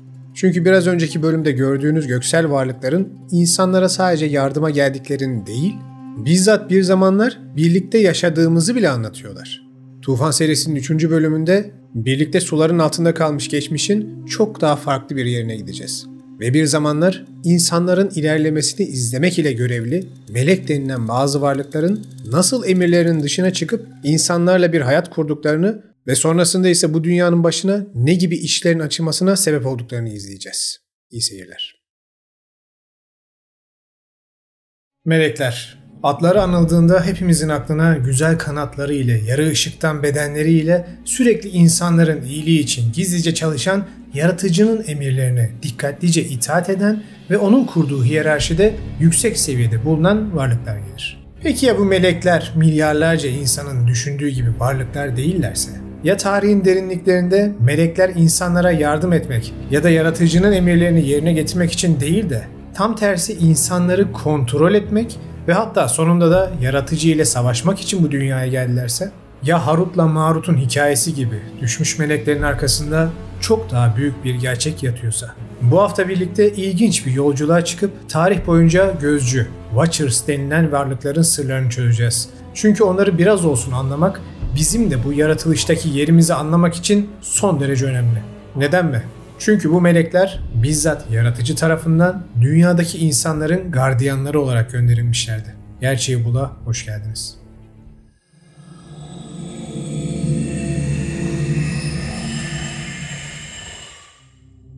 Tevrat'ın ortaya çıkışı ve Enok kitabının da Hristiyanlık öncesi devirlerde yayılması ile birlikte İbrahimi dinlere inanan ilk insanların karşılarına kadim geçmişe ait bir tanım çıkar. Gözcüler. Nuh'un dedesi Enok peygamber tarafından tufan öncesi çağlarda kaleme alındığı söylenen Enok kitabında büyük felaket öncesi dünyaya ait çok ilginç bilgiler yer almaktadır. Ve bu bilgiler günümüzde hem Tevrat'ta hem de Kur'an'da bile izlerini bırakmıştır. Peygamber Enok bize yaratılışın erken dönemlerinde olan olayları şöyle anlatır. İnsanlar dünyada varlıklarını bir şekilde sürdürmekteyken gözcüler denilen bir grup göksel varlık onları izlemekle görevlendirilir. Fakat zamanla insanların çoğalması ile ve onların güzelliği karşısında bu gözcülerin etkilenmesiyle olanlar olur. Ve oldu ki insanlar çoğalmaya başladıklarında onların kızları doğdu. Tanrı'nın oğulları, gözcüler, insan kızlarını gördüler ve onları beğendiler. Ve her biri bir eş seçti ve onlarla birleşip çocuk sahibi oldular. Kitap bize o zamanlar gözcülerin başında olan bir melekten, Samyaza'dan bahseder. Ve onun önderliğinde 200 gözcü meleğin yaratıcının emrinin dışına çıkıp bir felaketi insanlığın üzerine nasıl salacaklarının girişini yapar. Ve Semyaza, onların lideri, onlara dedi: Bunu yapmamanızdan korkarım. Çünkü öyle bir durumda yalnızca ben bu büyük günahı üstleneceğim. Ve hepsi ona cevap vererek dediler: hepimiz yemin edelim ve birbirimize bağlayıcı yeminlerle bağlanalım ki bu niyeti terk etmeyelim ve bu eylemi yapalım. Sonra hepsi bir araya geldiler ve birbirlerine bağlayıcı yeminlerle bağlandılar. Ve onların sayısı 200'dü. Bunlar Yaret'in günlerinde Hermon Dağı'nın zirvesine indiler. Ve Hermon Dağı'na indiklerinden dolayı buraya Yeminler Dağı adı verildi. Meleklerin bu yemin için indikleri Hermon Dağı günümüzde İsrail, Lübnan ve Suriye'nin sınırlarının kesişme noktasında yer alan 2800 metrelik bir dağ. Meleklerin insan kadınlarına göz koymaları ve ilk günahlarını işleyerek Tanrı'nın emrine karşı gelecekleri yer burası olmuştur.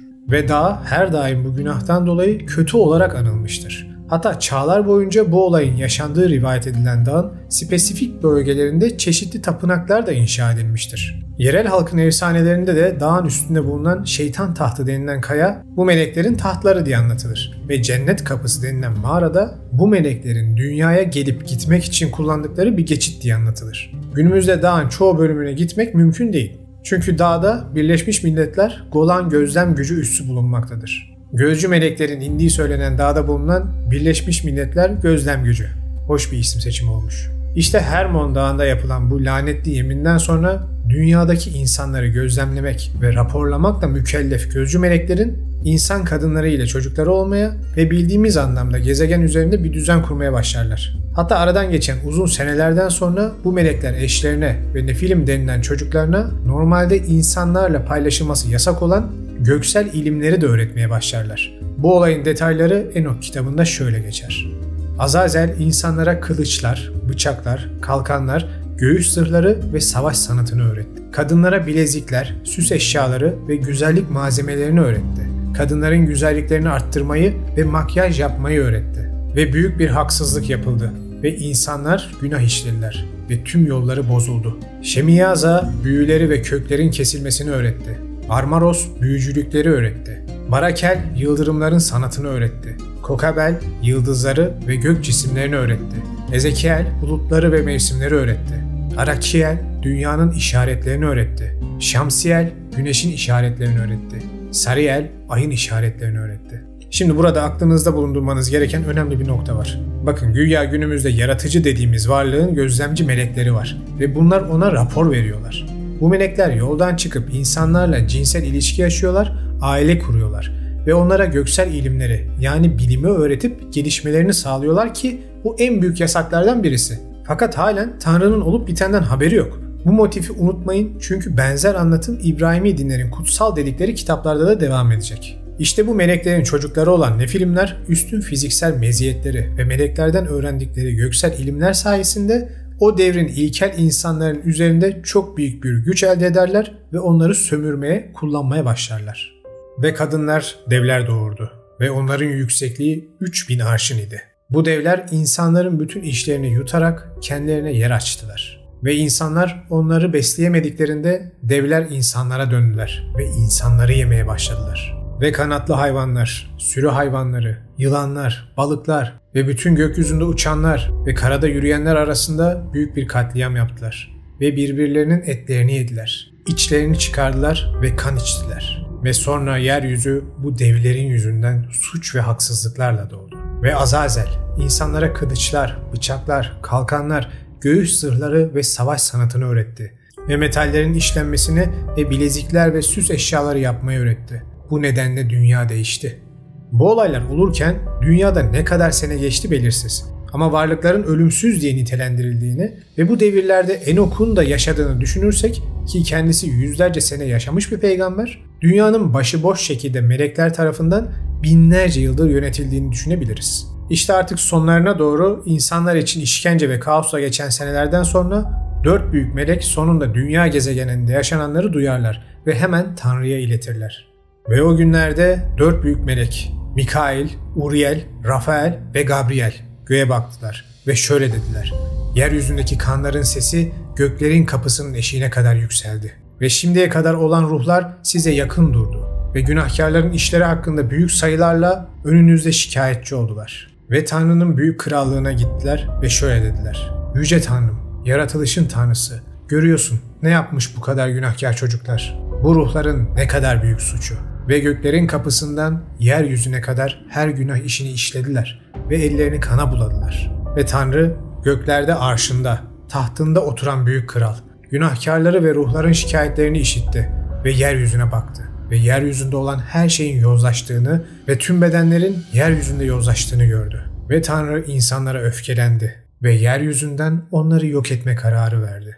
İşte bu olaylar sonrası Enok sık sık Allah'ın yanına yolculuk ederek dünyadaki melekler ve onlarla birlikte yaşayan insanlar ile Tanrı arasında arabuluculuk yapmaya çalışır. Hatta Allah katına önce dünyadan göğe bir araçla çıkarılıp ateşten bir kapıdan geçip oraya anında vardığını anlatır. Nitekim Allah Enok'a herhangi bir anlaşma yapılmayacağını söyler ve tüm dünyanın yok edileceğini anlatır. Ve Rab dedi, "Gözcülere ve onların işbirlikçilerine karşı bir mahkumiyet getirdik. Gözcülerin çocuklarına karşı bir tufan getirin ve onları büyük sularda boğun ve onları birbirine karşı kışkırtın ve yeryüzünde savaşmaları için onları birbirine düşman edin.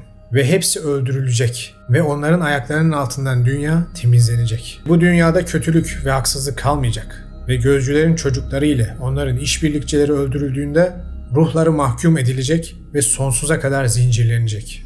Bu karar üzerine Uriel, Enok'un torunu Nuh'a giderek yaklaşan tufanın bilgisini verir ve sakınmasını tembihler.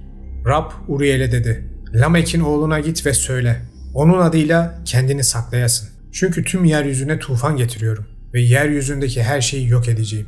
Ve insanların çocuklarına öğretmiş olan melekler yargılanacak ve zincire bağlanacaklar. Ve onlar yargılanacak ve onların nesilleriyle birlikte büyük derinliklere atılacaklar ve yargı gününe kadar orada kalacaklar." İşte gözcüler bu uzun süren savaş ve sonunda gelen nihai tufan yıkımından sonra artık farklı bir isim ile anılmaya başlarlar. Düşmüş melekler. Savaş sonrası Tanrı, Şemiyaza ve diğer gözcüleri yargı gününe kadar cehenneme zincirler. Fakat özellikle Azazel'e karşı insanlara yasak ilimleri öğrettiği için çok sinirlidir ve onu cezaların en büyüğü olarak gördüğü çölün ortasında özel bir çukura zincirler. Ve yargı gününe kadar cezasını çekmesi için orada onu canlı bir şekilde mahkum tutar. Özellikle bu son cümle size bir şey hatırlatmış olmalı. Azazel'in gizli ilimleri insanlara öğretmesi ve bunun sonucu olarak çölde zincirlenmesi. Evet, Harut ve Marut'un meşhur hikayesi. İşte şimdi yolculuğumuz bize Enok kitabının sayfalarından koparıp İbrahimi dinlerin kitaplarının sırlarını araştırmaya götürecek. Ve bir kez daha bütün hepsinin nasıl tek bir büyük resmin parçaları olduğunu anlayacaksınız. İbrahimi dinlerin konuyu anlatımı özellikle hoşuma gidiyor. Çünkü o devirlerde yaşamış Enok'un anlatımından daha farklı ve bize tufan sonrası insanların tufan öncesi bu varlıkları nasıl ilahlaştırdıklarını çok güzel bir şekilde gösteriyor. Mesela bunun en güzel örneği Tekvin bölümünde karşımıza çıkar. Ve oldu ki insanlar yeryüzünde çoğalmaya başladıklarında ve onların kızları doğduğunda Tanrı'nın oğulları Bene Elohim insanların kızlarını gördüler ve onları kendilerine eş olarak seçtiler. O günlerde ve sonrasında Tanrı'nın oğulları insanların kızlarına girdiklerinde ve onların çocukları olduğunda yeryüzünde devler, Nefilim vardı. Bunlar eski zamanların kahramanları ve ünlü adamlarıydı. Şimdi bu dikkatinizi çektiyse Enok kitabındaki anlatımın temel olarak aynısı. Ama şu farklara dikkat edin. Enok kitabında spesifik olarak gözcü melekler derken burada o varlıklara Bene Elohim denmiş. Elohim Rab Tanrı demek. Bene Elohim ise onun çoğulu, yani Tanrı'dan gelen Tanrı soyu demek. Bu göksel melekleri, ki melek biliyorsunuz Malik, kral soyu anlamına gelir, Tanrı oğulları olarak karşımıza çıkarıyor. Dakika 1, hak yaratıcıya veda ettik bile. Nefilimler ise meleklerin ve insanların çocukları, teknolojiye hakimler ve gelişmişler. Tevrat ise onları eskinin kahramanları olarak bize sunuyor. Tabi burada 3-5 nefilimden bahsetmiyorum. Dedim ya, kim bilir kaç bin sene insanlık böyle yaşadı. Büyük ihtimal geçmişin efsanevi kralları ve Gılgamış gibi kahramanları bu nefilimlerdi. Tevrat'ta Enok kitabındaki gibi yaşanan olaylar Enok'un arabuluculuk için arşa gitmesi filan anlatılmaz. Daha özet bir şekilde ele alınır ve şöyle anlatılır. Ve Rab yeryüzünde insanın kötülüğünün büyük olduğunu ve yüreklerinin, düşüncelerinin her gün yalnızca kötü olduğunu gördü. Ve Rab insanı yeryüzünde yarattığına pişman oldu ve yüreğinde acı duydu. Ve Rab dedi, yarattığım insanları, hayvanları, sürünenleri ve göklerin kuşlarını yeryüzünden sileceğim. Çünkü onları yarattığıma pişman oldum. Akabinde Rab Tanrı Nuh'a bir gemi yapmasını ve ailesini gemiye bindirerek tufandan korunmasını emreder. Ve dünya tufanın getirdiği yıkım ile tüm günahlarından arındırılır. Böylece hem düşmüş melekler hem onlarla yaşamış insanlar hem de nefilimler ortadan kaldırılır. Yoksa bazıları hayatta kalmayı başardı mı? Nefilimlerin kendine has videosu haftaya gerçeği buldu. Şimdi dikkat ederseniz Enok kitabında anlatım çok detaylı. Tevrat'ta ise daha genel hatlarıyla alınmış. Kur'an'a geldiğimizde ise geçmişin bu karanlık tarafından çok az detay verilerek bahsedilir. Nuh'un kavmi peygamberleri yalanladı. Kardeşleri Nuh onlara şöyle demişti: Allah'a karşı gelmekten sakınmaz mısınız? Ben sizin için güvenilir bir peygamberim. Artık Allah'tan korkup bana itaat edin. Buna karşılık sizden hiçbir ücret istemiyorum. Benim ecrimi verecek olan ancak alemlerin Rabbidir. Artık Allah'tan korkup bana itaat edin. Nuh'un uyarıları dikkate alınmayınca Allah tufan ile kavmini helak eder ve Nuh'a gemi yapmasını emreder. Nihayet emrimiz gelip de tandır feveran ettiği zaman Nuh'a dedik ki, her cinsten birer çifti ve aleyhlerinde hüküm verilmiş olanlar dışında kalan aile fertlerini ve iman edenleri gemiye yükle. Zaten onunla birlikte pek azı iman etmişti. Nuh dedi ki, bininiz ona. Onun yüzüp gitmesi de, durması da Allah'ın adıyladır. Şüphesiz Rabbim gafurdur, rahimdir.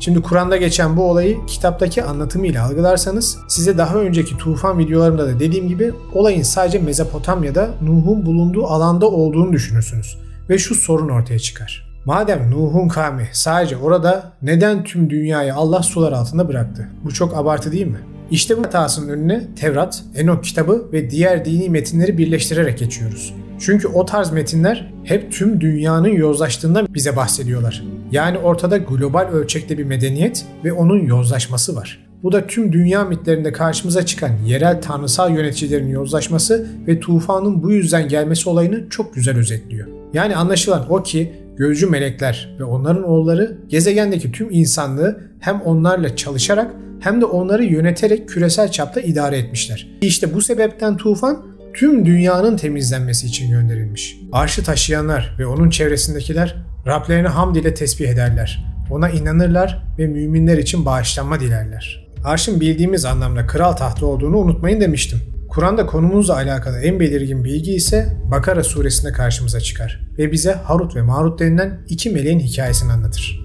Ve onlar Babil'deki iki melek Harut ve Marut vasıtasıyla ortaya konulan yüce bilgiyi kötüye kullanarak halka öğretiyorlardı. Halbuki o iki melek biz ancak imtihan aracıyız. Sakın bizim Allah'tan getirdiğimiz vahiy bilgilerini sihir ve büyü yaparak hakkı örtbas eden kafirlerden olmayınız demedikçe hiçbir kimseye bir şey öğretmezlerdi.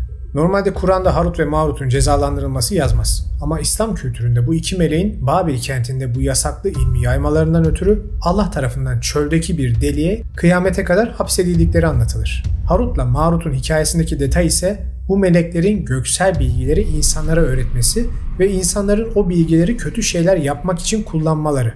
Bu da bize önceki hikayede Tanrı'nın Azazeli insanlara bilgiyi verdiği için sert şekilde cezalandırması olayını çağrıştırıyor. Kur'an bize insanlıktan önceki devleri anlatırken doğrudan gözcü melekler ya da nefilimlerden de bahsetmez. Ama farklı ve gelişmiş bir ırk olan cinlerden, genelde kötü işler yapan bir grup olarak da şeytanlardan ve onların lideri konumundaki iblisten bahseder. Hatta kimi İslam araştırmacıları Tevrat ve Enok kitabında da geçen bu tufan öncesi gelişmiş ırkları genel olarak cinler olarak tanımlama yoluna gitmişlerdir. Ve insanın bir halife olarak yaratılmasında bizden önceki selefimizin yerini alacağımız için bize halife dendiğini ve bu selefin de cinler olduğunu düşünürler. Cin kelimesi kendi içinde çok geniş bir çatı kavram olduğu için bunu her şeye yorabilirsiniz. Ateşten metafizik canlıları da diyebilirsiniz. Cin, yabancı, buralardan olmayan anlamına geldiği için uzaylı ırk da diyebilirsiniz. O yüzden cin kavramını bir hikayede spesifik olarak bir ırka indirmek biraz zor oluyor. Kısaca tüm kitapları ve metinleri birleştirdiğimizde karşımıza aynı şey çıkıyor. Tufan videolarında da gördüğünüz Allah, Rab, Tanrı, artık adı neyse, insanlara karşı sinirlenir ve bütün dünyayı sular altında bırakarak bir nevi reset atar. Kur'an dışındaki kaynaklar bu olayın göksel hiyerarşideki büyük bir sorundan kaynaklandığını ve bizi gözetlemekle görevli melek denilen varlıkların bizlerle çiftleşip yaşamaya başlayıp insanlığa verilmesi yasak olan bilgileri paylaştıklarını, bu yüzden Tanrı'nın, Allah'ın, Rabbin sinirlenip onlara savaş açtığını ve tufan ile hepimizi harcadığını anlatırlar. Kur'an'da ise bu olaylar hakkında derin detaylar verilmese de diğer kitapları ve metinleri destekler nitelikte meleklerin hiyerarşik bir göksel düzenin parçası oldukları ve Allah'ın emrinde çeşitli kıyım ve yıkımlar için askerler gibi hareket ettiklerini bize gösteren ayetler var. Kur'an'da Enok kitabı ve Tevrat gibi Allah'ın göklerde bir yerde arşından, yani bildiğimiz anlamda tahtından bu sistemi yönettiği bir kez daha karşımıza çıkıyor. Enok kitabında meleklerin net bir şekilde Allah'a çeşitli raporlar sunarak onu bilgilendirdiğini görürüz. Bu raporlar olmaksızın o kitaplardaki Tanrı'nın olaylardan haberi yoktur. Bunun da neden olduğu tartışılır. Son derece yoruma açık bir konu. Fikirlerinizi lütfen yorumlarda yazın. Gözcüler konusunu özellikle sadece İbrahimi dinler çerçevesinde ele aldım. Çünkü işi mitoloji ve tarihle birleştirirsek zaten size daha önce melekler ve uzaylılar, tanrılar ve uzaylılar, Babil Kulesi Savaşı ve Anunnakiler videomda bahsettiğim şeyleri tekrar edecektim. İşin kapsamını daha derinleştirmek isterseniz o videoları da izlemenizi tavsiye ederim. Linkleri açıklama kısmında. Videoyu izlediğiniz için hepinize teşekkür ederim. Önümüzdeki hafta bu gözcülerin çocukları olduğu söylenen nefilimleri ve devleri ele alarak kadim geçmişte yaptığımız yolculuğa devam edeceğiz. Takipte kalmayı, videoları çevrenizle paylaşıp beğenmeyi lütfen unutmayın. Bir sonraki hafta görüşene kadar kendinize iyi bakın. İlginç bir bölümdü değil mi? Antik bir göksel hiyerarşi ve onun iz düşümlerinin günümüz dinlerindeki yansımaları. Kimi insanlar kutsal kitapların da bu sistemi anlattığını, sadece ilahları tek çatı kavram altında birleştirdiğini düşünürler. Kimileri ise bu çağları bitiren gücün aslında tek yüce ilah olduğunu, burada geçen tüm varlıkların cinler, şeytanlar gibi farklı ırklar olduğunu düşünürler. Benim fikrimi sorarsanız aslında hepsi aynı kapıya çıkıyor. Ben bu karmaşanın içinde kaybolmamak için o hepimizin kalbinden geçen, gücü her şeye yeten ilaha, tasavvuf ehlinin dediği gibi kadir mutlak yaratıcı diyorum ki kavram karmaşası olmasın. Bu video hem günümüz dinlerini hem de geçmişin mitlerini birbirine çok sıkı şekilde bağlayan bir konuyu ele alıyor. Ve gerçekten son derece karmaşık bir konu. Araştırmalarınızı yaparken peşin hükümlü olmayın ve açık fikirli olarak olaylara yaklaşın. Günümüz dinlerinin bu olayları anlatmış olabileceğini ya da zamanla insan müdahalesiyle değişim geçiren dinlerin bu anlatıları birbirine karıştırmış olabileceğini her daim aklınızda tutun. Bunu inancınıza değer verdiğim ve bu metinlerde geçen kavram karmaşalarının kafanızı karıştırmaması için diyorum. Çünkü birazdan daha da derine inip tufanın tam olarak neden bir ceza olarak dünyada yaşandığını göreceğiz. Bakın sadece insanlar için yaşandığını demedim. Çünkü sıradaki bölümde tufanın aslında bize değil, bizden çok daha güçlü ve yozlaşmış bir türü yok etmek için geldiğini göreceğiz. Düşmüş meleklerin çocukları olan nefilimler. Tufan sonrası medeniyetler, düşmüş gözcü melekler derken geldik Tufan serisinin kapanış videosu olan düşmüş meleklerin çocukları olduğu söylenen nefilimler, yani devlerin sırlarına. İnsanlar ile birlikte binlerce sene yaşamış, sonunda da yozlaşıp tüm dünyayı kaos ile yönetmiş bir ırk ve onları temizlemek için gönderilmiş bir tufan. Dini metinler bize tufanın tüm bu yozlaşmayı, kötülüğü bitirdiğini ve günümüz insanları devrinin öncesinde hem dev hem de insan ırkının gezegenin yüzeyinden silindiğini anlatır durur. Peki ya silinmedilerse? Ya tufandan sonra bu ırkın bazı mensupları hayatta kalmayı başardılarsa? Ya olur mu öyle şey? Olsa kanıtlarını bulurduk diyorsunuz değil mi? O zaman doğru videoyu izliyorsunuz demektir. Çünkü sadece devlerin kanıtlarını bulmakla kalmadık. Kalanları bizzat biz insanların avladığını da öğrendik. Gerçeği Bula hoş geldiniz.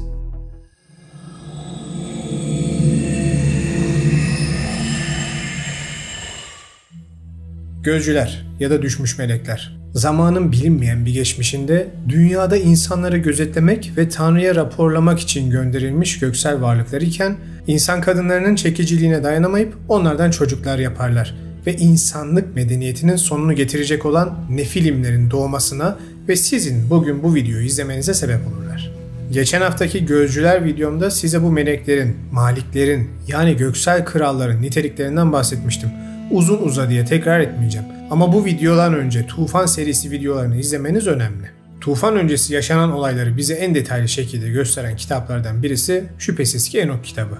Enok kitabına göre düşmüş melek babalarından göksel ilimleri öğrenen nefilimler hem bu bilgileri kullanarak hem de fiziksel güçlerini kullanarak zamanla insanlık üzerinde yönetici, mutlak bir güç elde ederler ve yozlaşarak insanların üzerine bir felaketi getirirler. Ve devler insanlara karşı zalim oldular. Onlar insanları öldürdüler ve yeryüzünü şiddet ve kanla doldurdular. Kadınlara ve çocuklara bile acımadılar. Onları köleleştirip kendilerine hizmet ettirdiler.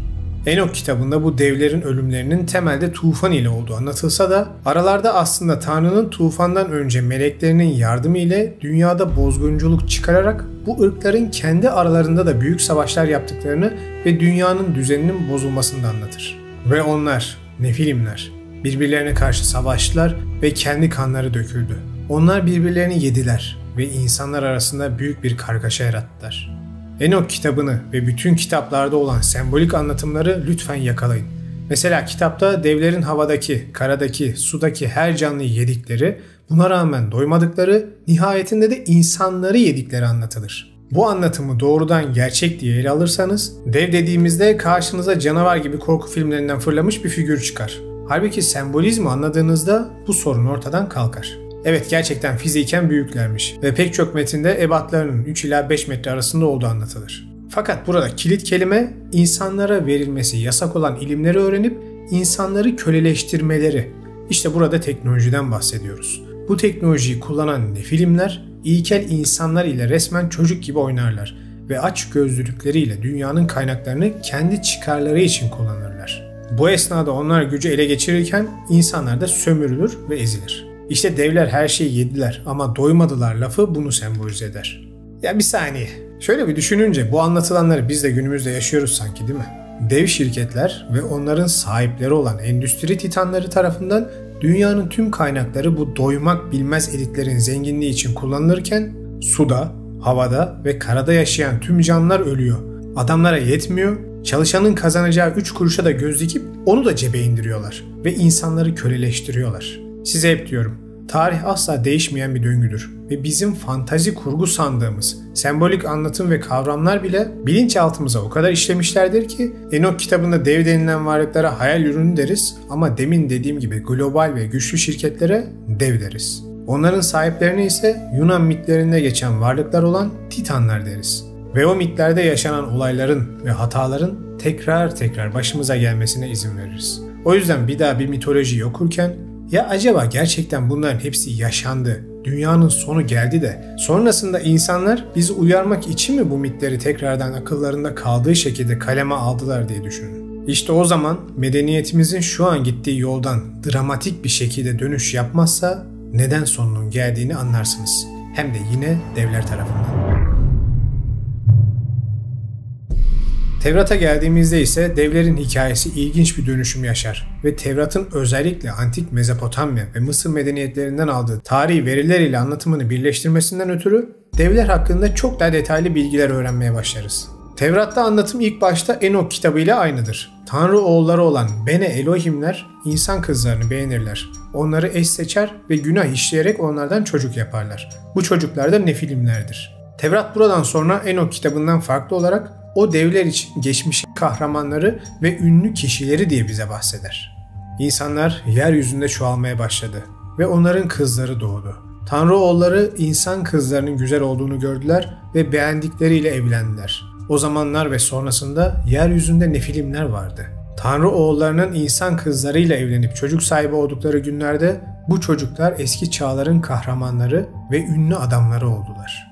Tevrat'ta bu anlatım Nefilimlerin önceki dünyada korku duyulan ve saygı gören kişiler olduğu bilgisini de karşımıza çıkarır. Bu anlatımın temelinde ise Tevrat'ın size biraz önce de dediğim gibi antik Mezopotamya inançlarından bilgileri bize aktarması yatar. Misal, Gılgamış destanında karşımıza Uruk kentinin kralı olan yarı tanrı dev Gılgamış çıkar. Akkad mitlerinde ise babası tanrı Enki, annesi ise ölümlü Duttur olan Dumuzid çıkar. Mısır'da Tanrı Osiris ve yarı ölümlü Isis'in çocukları olan Horus karşımıza çıkar. Bu örnekleri tüm dünya mitlerinde çoğaltmak mümkün. İşte bu figürler her daim mitlerde krallar soyundan gelen üstün meziyetlere sahip krallar, firavunlar olarak karşımıza çıkıyor. Tevrat'ı okumaya devam ettiğimizde ise şu şaşırtıcı bilgi karşımıza çıkar. Enok kitabında Tanrı'nın tufan gönderip hepsini temizledim dediği Nefilimlerin aslında bazılarının bu yıkımdan kurtulduğunu görüyoruz. Sayılar kitabında Musa, Rab Tanrısından aldığı emir ile onlara Rabbin vaat ettiği Kenan diyarını araştırmaları için casuslar hazırlar ve Kenan diyarına gönderir. Fakat casusların getirdiği bilgi bütün İsrailoğullarını dehşete düşürür. Rab Musa'ya, İsraillilere dedi ki, size vereceğim Kenan ülkesini araştırmak üzere adamlar gönderin. Her atadan birini, hepsi kendi halkının önderi olan 12 kişi gönderin dedi. Musa, Rabbin buyruğu uyarınca hepsi İsraillerin önderi olan 12 kişiyi Paran çölünden gönderdi. İsrailler arasında dolaşıp kötü bir haber yayarak dediler ki, gördüğümüz bütün insanlar uzun boyluydu. Nefilimleri, yani Nefilim soyundan olan Anak'ın çocuklarını orada gördük. Biz onların yanında çekirge gibi kaldık ve onların gözünde de öyleydik. Ayette geçen Anak önemli bir detay. Kenan diyarında yaşayan bu dev soyuna Anakim denmiştir. Ataları ise efsanevi Anaklardır. Hatta Anakların soyunun o diyarlarda olduğunu duyan İsrailoğulları, geçmişin bu kadim insanların gücünü bildikleri için Musa'ya ve Tanrı'ya karşı gelerek onlarla savaşmaktan çekinirler ve isyan ederler. Fakat daha sonra Rab Tanrı'nın yardımı ile Yehuda soyu Anakimlere karşı zafer kazanarak Kenan diyarına girerler ve Anakimlerin büyük şehirlerini ele geçirirler. Şimdi Anakimlerin hem etimolojik olarak adının hem de tasvirlerinin antik Mezopotamya'nın meşhur Anunnakilerine benzeten araştırmacılar olduğu gibi bu konunun muammada olduğunu iddia edenler de vardır. Ama özellikle geçmişin gelişmiş kavmi, devler kavmi, Nefilim soyu gibi anlatımlar ister istemez bizleri bu düşünceye itmekte. İşte İsrailoğullarının bu diyarda yavaş yavaş yayılmasıyla birlikte karşımıza bu Nefilimlerin avlanmaya başladığı bilgisi de gelmeye başlar. Bunun Tevrat'taki en güzel örneği Davut ve Golyat'ın savaşıdır. Filistinli Golyat, Saul ve İsrail ordusuna meydan okuyarak "Neden savaş düzeninde dizildiniz? Ben bir Filistinliyim. Siz ise Saul'ün kullarısınız. Aranızdan biri gelsin benimle dövüşsün. Eğer beni yenip öldürürse biz sizin kullarınız oluruz. Ama ben onu yenip öldürürsem siz bizim kullarımız olur, bize hizmet edersiniz" dedi. Davut sapanıyla bir taş çekip attı. Taş Filistinli'nin alnına saplandı ve Golyat yüzüstü yere düştü. Böylece Davut sapan ve taşla Filistinli'yi yendi. Golyat'ı vurup öldürdü. Davut'un elinde kılıç yoktu.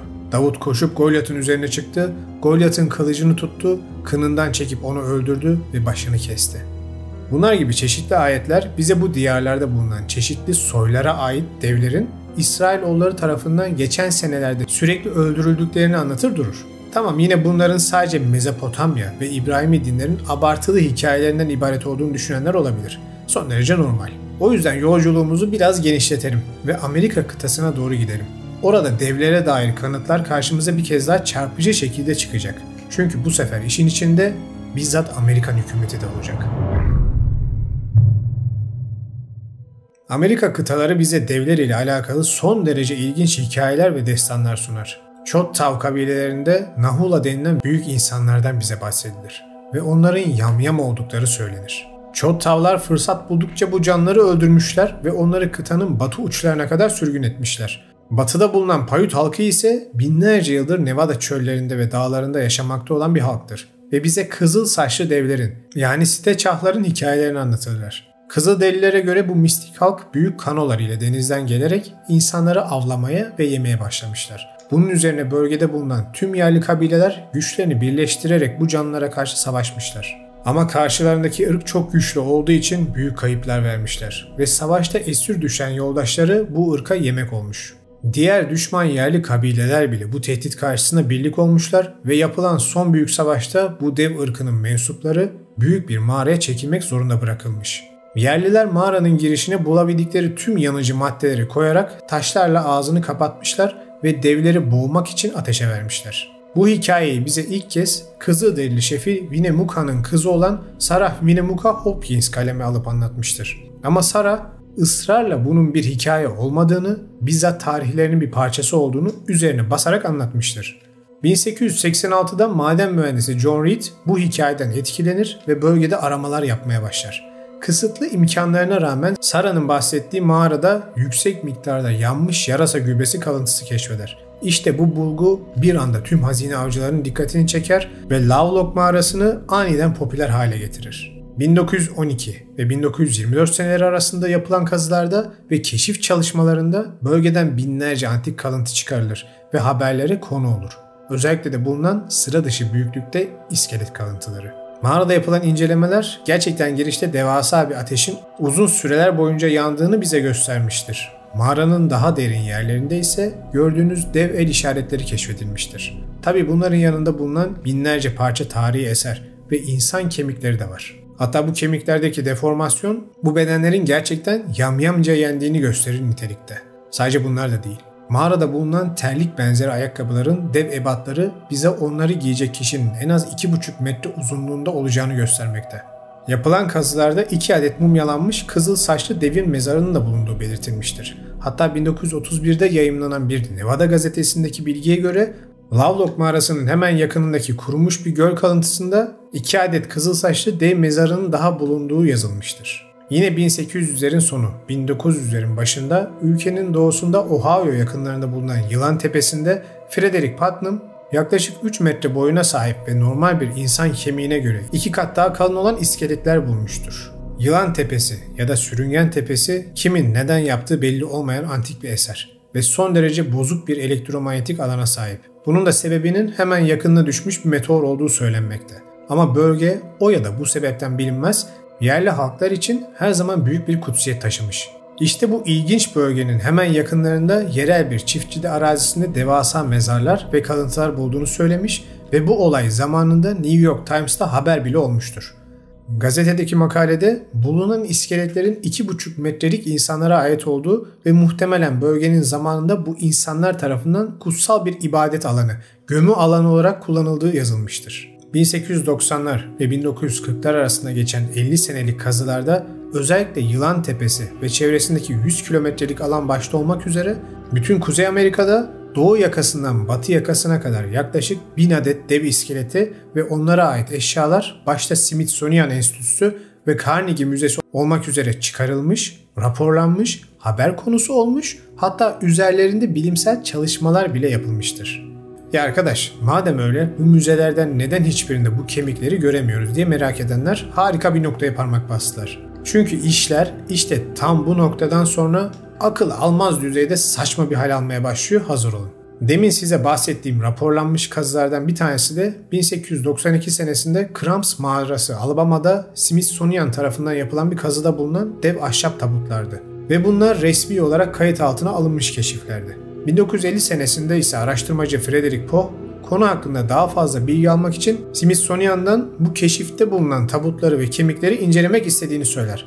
Fakat şu ilginç cevabı alır. Evet, tabutların bize gönderildiği bilgisi mevcut. Ama tabutlar ne yazık ki envanterde bulunamamıştır. Aradan 40 sene geçer ve bir başka araştırmacı David Barron, edindiği bilgilere göre bu tabutların aslında sıradan tabutlar olmadığını, üzerlerinin metaller ile işlendiğini ve daha ziyade üçgenimsi şekilli olduklarını dile getirir. Smithsonian bunu doğrular ve David Barron onları görmek istediğini ilettiğinde ise şu cevabı alır. Tabutların bulunduğu depo tehlikeli asbest yoğunluğundan dolayı kapatılmıştır ve temizlik çalışmaları yürütülmektedir. Temizlik kaç sene sürdü dersiniz? Ben size söyleyeyim.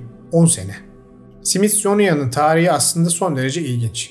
Bu çalışmalar ilk yapıldığında yani 1881 senesinde müzenin başında ünlü jeolog John Wesley Powell vardı. Kendisi senelerini yerli halkların mitlerini, tarihini ve arkeolojik kalıntılarını aramakla geçirmiş, son derece zeki bir araştırmacı ve bilim insanıydı.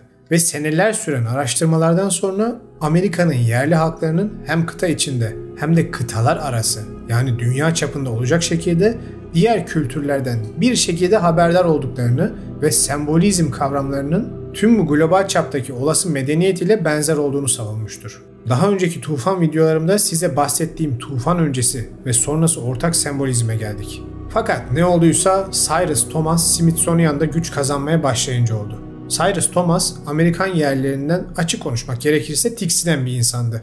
Ve onları vahşi barbarlar olarak nitelendirip medeniyetle bir alakaları olamayacağını iddia etmiştir. Nitekim daha sonra iyice güç kazanınca Selefi jeolog John Wesley'nin ortaya attığı antik medeniyetlerin birbiriyle kültürel ve daha ileri bağları olabileceği fikrini ortadan kaldırıp tüm insanlık medeniyetinin tesadüfi bir şekilde birbirinden izole olarak gelişmiş olması gerektiği fikrini kitaplara geçirtmiştir. İşte ana akım tarih böyle sığ fikirli adamların gücü altında şekillenmiştir arkadaşlar. Ya Allah'ın Smithsonian'ın Amerikan eğitim sisteminde ne kadar etkisi olabilir ki diye düşünenler varsa şu bilgi soru işaretlerinizi giderecektir. 1990 senesinde Amerika'da yerlere ait keşfedilen kalıntıların korunma şartıyla yerlere yeniden teslim edilmesi kanunu çıkarılmıştır. Şimdi bu kanuna göre demin size bahsettiğim 1000 kadar devin de iskeletlerinin ve kalıntılarının sergilenmesi ya da yerlere teslim edilmesini bekliyorsunuz değil mi? Ama hayır. Yasa özel olarak Smithsonian'ı bu kanundan muaf tutar. ve hiçbir şartta kimsenin Smithsonian'ın bulduğu eserleri talep edemeyeceğini tasdikler. Size göre sıradan bir müze ama kimilerine göre gerçeklerin saklandığı dipsiz bir çukurdur Smithsonian. Sözüm ona, özgürlükler ülkesinde güzel bir gün daha değil mi? Devler ile ilgili mitleri dünyanın dört bir yanında görmeye devam ederiz. Amerika örneğini dramatik olduğu ve işin kaynağının da fazla olmasından ötürü verdim.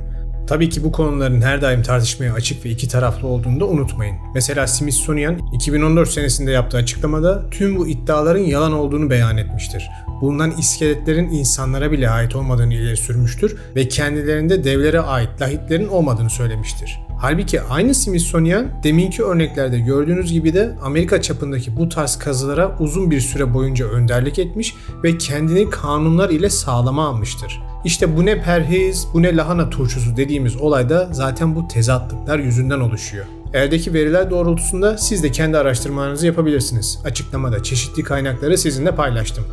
Fakat örnekler ve efsaneler her yerde karşımıza çıkar. Güney Amerika mitlerinde devler ve insanların birlikte yaşadığı dönemi tanrıların tufan göndererek bitirdiği anlatılır. Tibet'in Sarp dağlarına gittiğinizde kutsal alanları koruyan devlerden bahsedilir ve hatta halen onların çeşitli mağaralarda yaşadığı da anlatılır. Hindistan'a gittiğimizde Satya Yuga çağı karşımıza çıkar. İnsanlığın şu ana kadar gördüğü en gelişmiş çağdır ve bu çağda insanların devler ile birlikte yaşadığı anlatılır. Fakat çağın sonlarına doğru yozlaşma arttığı için takip eden Treta Yuga'da, sonrasında ise Dvapara Yuga'da tanrılar ve devler arasında savaş başlar ve Vishnu'nun avatarları sayesinde dünya devlerden ve yozlaşmadan temizlenir. Böylelikle bizim de içinde bulunduğumuz Kali Yuga çağı, yani son ve en karanlık çağ başlar. Hindistan'daki kadim Vedik bilgilerinde işte bu tanrıların, devlerin ve insanların bir arada yaşadığı çağlardan kalma olduğu söylenir. Türk destanlarında ise insanlara zarar veren Tepegözler, bilge devlerden olan Ajallar ve Dede Korkut hikayelerinde geçen Oğuz Kağan'ın ve Alper Tunga'nın devlerle savaşmaları karşımıza çıkar. Dünyanın neresine gidersek gidelim, devlerin yapıları her daim aynıdır. Genelde insanlara zarar veren, büyük, güçlü ve kadim canlılar. Kimi kültürlerde bu canlıların bilgeliklerinden de bahsedilse de dikkat etmeniz gereken husus size bu hikayeyi anlatan kültürün geçmişe dair ne kadar bilgisi olduğudur. Mesela demin gördünüz, Hindistan'da devlerin, tanrıların ve insanların birlikte yaşadıkları altın çağ bilgisi de varken sonrasında yozlaşmadan ötürü bu çıkan sorunların bilgisi de vardır. Bu yüzden devlere net olarak kötü demezler. İyileri olduğu gibi kötüleri de vardır derler. Sümer, Akat, Babil gibi medeniyetlerde ise devlerin benzer anlatımının karşımıza Anunnakilerin çocuklarında çıktığını görürüz.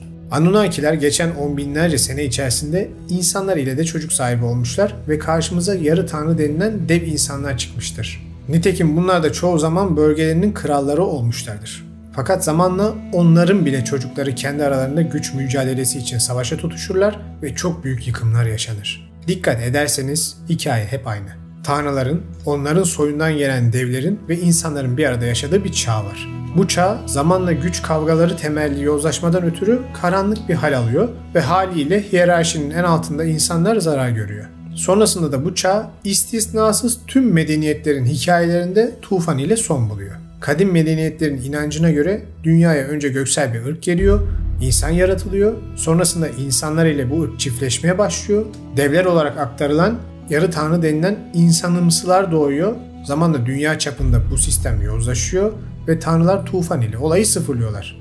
Dinlerde ise bu olay göksel melekler insanları izlemeye gönderildi, sonrasında onlarla çiftleştiler, üstün bir ırk doğdu, onlar zamanla yozlaştı ve bunun farkına varan Allah ya da Rab Tanrı tufan ile dünyayı sıfırladı diye anlatılır. İsimler ve sembolizm küçük oranda değişse de ana hat hep aynı. Göksel varlıkların gelişi, insanlarla birleşmesi ve yozlaşma ile gelen yıkım. Bu anlatı asla değişmez. Günümüzde kimi araştırmacılar Nefilim denilen devlerin aslında bilimsel olarak Gigantizm, yani devleşme hastalığından muzdarip kişiler olduğunu savunuyorlar. Fakat bence bu çok zayıf bir iddia. Çünkü devleşme hastalığı genetik bir bozukluk olduğu için günümüzde görülme oranı milyonda 4'tür sadece. Ve bu insanlar ne yazık ki genellikle organları bu büyüklüğü kaldıramadığı için çok erken yaşlarda ölürler. Mitlerde anlatıldığı gibi koca dev orduları, Kenan diyarındaki dev toplulukları gibi şeyleri bu hastalık ile açıklamak mümkün değil. Bilimsel olarak bu konuyu en elle tutulur şekilde bize sunan veri ise geçtiğimiz yıllarda Kazakistan Altay Dağları bölgesinde bulunan Denisova mağara kalıntılarıdır. 2008 yılında bölgede yapılan kazılar bize çok ilginç bir gerçeği göstermiştir. Yaklaşık 30 bin ila 50 bin yıllık olduğu tespit edilen kalıntılarda, ki çok daha eskilerin de farklı yerlerde bulunduğu raporlanmaya başlandı, Homo sapiens ve farklı bir tür insanımsıya dair kemik kalıntıları bulundu. Tür Homo sapiens'e göre çok daha geniş çene kemiğine, dişlere ve parmaklara sahip bir tür. Bulunan kemiklerden yola çıkarak türün 2 ila 3,5 metre arasında insanımsılar olabileceği tespit edildi ve literatüre Denisovan olarak yeni bir alt tür insanımsı olarak geçti. Tabii ki türün tüm mensupları devlerden oluşmuyor. Kimi kemikler dediğim gibi büyük ebatlı insanlara ait olsa da daha küçük yapıda Denisovan kalıntıları da bulundu. Çalışmalar ve kazılar günümüzde bile devam etmekte. Ama görünen o ki bilimsel olarak da gerçekten Homo sapiens denilen modern insana göre daha büyük yapıda insanların yaşadığı bir çağ varmış. Tabii ki bunlar ne filmlerdi demek şu an için doğru olmaz. Ama bir kez daha mitlerin, inançların, tarihin ve bilimin ortak paydada buluşmaya başladığı bir noktadayız. Gelişmeler heyecan verici. Tufan serisi boyunca global medeniyetin izlerinden tutun tufanın bilimsel izlerine kadar tüm bu olayın yaşanmasının sebebi olan gözcü düşmüş meleklerden tutun onların nesli olan nefilmlere kadar pek çok bilgiyi sizinle paylaştım. Sanırım bu bilgiler ile siz de kendi fikirlerinizi artık oluşturabilirsiniz. Tüm hikayeyi kısıtlı bir zamanda size anlattığım için her şeyi çok hızlı olmuş sanmayın. Burada on binlerce, hatta belki yüz binlerce yıllık bir süreçten bahsediyoruz. O yüzden araştırma yaparken bunu göz önünde bulundurun. Yani öyle bir anda ne filmler doğdu, insanları anında mahvettiler diye düşünmeyin. Birlikte geçen çok uzun bir zaman var. En son artık yozlaşma zirve yapınca tufan geliyor. Şimdi bunlara ister Anunnakiler melekti, Nefilimler cinler de deyin, ister mitlerdeki gibi tanrısal varlıkların çocukları deyin, artık orası da biraz size kalıyor. Pek çoğunuz Kur'an'dan alıntı yapmamı sevdiğiniz için yine Kur'an ile konuyu toparlayacağım. Onlar hiç yeryüzünde dolaşıp kendilerinden önce yaşamış olanların sonlarının ne olduğunu görmediler mi? Onlar ki kendilerinden daha güçlüydüler. Yeryüzünü onlardan daha çok değerlendirmiş, daha derin izler bırakmışlardı ve dünyayı daha fazla mamur etmişlerdi. Yani huzurla doldurmuşlardı. Onlara da elçiler, delillerle gelmişlerdi. Gerçekleri reddedip sonunda yok olup gittiklerinde Allah onlara haksızlık yapmış değildi. Ama onlar kendi kendilerine haksızlık edip yaratılış gayesi dışında yaşamaya çalışmışlardı. Andolsun ki onlara size vermediğimiz imkanları vermiştik. Onlara kulaklar, gözler ve gönüller verdik. Ancak kulakları, gözleri ve gönülleri kendilerine bir şey sağlamadı. Çünkü onlar bile bile Allah'ın ayetlerini inkar ediyorlardı. Alaya aldıkları şey kendilerini kuşatıverdi. Onlardan önce nice nesilleri helak ettik. Onlar bunlardan daha çok karşı koyacak güce sahip zorba idiler. Diyar diyar, ülke ülke dolaşarak kaçacak, sığınacak yer aradılar. Kaçıp kurtulacak yer var mı hiç? İşte bunlar gibi ayetler bize aynı o kadim medeniyetlerin dediği olayları tasdikler ve size video boyunca anlattığım şeyleri Kur'an'a göre kanıtlar niteliktedir. Fakat burada işte işin yorumu açık kısmı geliyor. Kimileri bu gözcü melekleri Anunnakiler diyorlar ve nihayetinde bu Anunnakilerin ya da antik tanrı denilen varlıkların sonunu Allah'ın getirdiğini düşünüyorlar. Kimileri hem Nefilim hem gözcü melek hem de Elohim'in, Rab Tanrı'nın da antik tanrılar denilen göksel ırk olduğunu savunuyorlar. Ve bu yozlaşmanın da esas göksel lider varlıklar tarafından yapıldığına inanıyorlar. Açıkçası ben de esas yaratıcı dediğimiz Kadir-i Mutlak yaratıcının bu olayın bir parçası olduğunu düşünmüyorum. Çünkü ortada bir süreç var. Hatta bir mücadele ve büyük zafiyetler var. Tanrı'nın bu yozlaşmayı öngörememesi, çoğu olaydan haberi olmaması, kızması, sinirlenmesi, savaşması, bunları ben mutlak yaratıcıyla özdeşleştiremem. Çünkü bunlar bariz yaratılmışlar arasında olan olaylar. O yüzden tüm bu seri sonrası benim fikrimi sorarsanız, birileri bu gezegene geldi, insanlığı yerel canlıların genlerini modifiye ederek tasarladı, sonra insanlık ile ilişkileri içli dışlı olmaya başladı, düzen bozulunca da ana liderler her şeyi sıfırlayıp yeniden başlattılar. Tabii ki neye inanacağınız size kalmış. Ama bir kez daha diyorum, benim inancıma göre gerçek yaratıcı bu işlerle uğraşacak sığlıkta bir varlık olamaz. Tufan tam olarak hangi sebepten yaşandı? Neleri silip süpürdü? Hatta kaç kere yaşandı? Bunları henüz net bir şekilde bilemiyoruz. Bilenler varsa da Smithsonian olayı gibi bizimle paylaşacaklarını sanmıyorum. Resmen kırıntılardan yolumuzu bulmaya çalışıyoruz. Ama bunu anlamak önemli. Bu mitleri okumak önemli. Neden mi? Dinleri, inançları falan bir kenara koyalım. Video boyunca anlattığım hikayelerin günümüzde de yaşandığının farkındasınız değil mi? En başta size bu örneği vermiştim. Artık gücü yeten altındakini hemen eziyor. Elitler gezegeni ve ülkeleri oyuncakları haline getirdiler. Siz ay sonunu nasıl getiririm diye düşünürken bir kesim saraylarda yaşıyor. Lüks ve şatafatta aklınıza gelmeyecek şekilde tüketim yapıyor ve siz ezildikçe eziliyorsunuz. Çocukları, sivilleri katledenlerden tutun, masum hayvanları öldürenlere kadar toplum ahlaki olarak çöküşün eşiğinde. Ve inanın şu antik metinlerde anlatılan olaylar artık günümüzün acı bir gerçeği oldu bile. Peki size soruyorum. Sizce bir sonraki tufan çok mu uzakta? Hatta sorumu daha da spesifik bir hale getirmek istiyorum. Sizce bir sonraki tufanı bu insanlık çoktan hak etmedi mi? İkinci sorunun cevabı kişisel olsa da ilk sorunun cevabını size çok yakında iklim değişikliği videosunda vereceğim. Ama ne yazık ki alacağınız cevap hoşunuza gitmeyecek. Videoyu izlediğiniz için hepinize teşekkür ederim. Büyük Tufan serisi böylece tamamlandı. Tabii ki konuyla alakalı videolar alt başlıklar olarak kanalda gelmeye devam edecek. Ama ana hatlarıyla olayı güzelce ele aldığımızı düşünüyorum. Benzer içerikler için kanala abone olmayı lütfen unutmayın. Bir sonraki videoda görüşene kadar kendinize iyi bakın. Artık tufan denildiğinde 40 gün süren yağmurdan ve her çift hayvanı taşıyan bir gemiden ve size anlatılan klasik hikayeden çok daha fazlası aklınıza geliyordur değil mi? Tufan benim için uç tarih olarak adlandırdığım insanlığın kayıp tarihindeki en büyük kırılım. Ve içinde hem bilimsel hem mitolojik hem de dini öğeleri barındıran, bugünkü hayatımızın ve inancımızın temellerini oluşturan travmatik bir anıyı bize gösteriyor.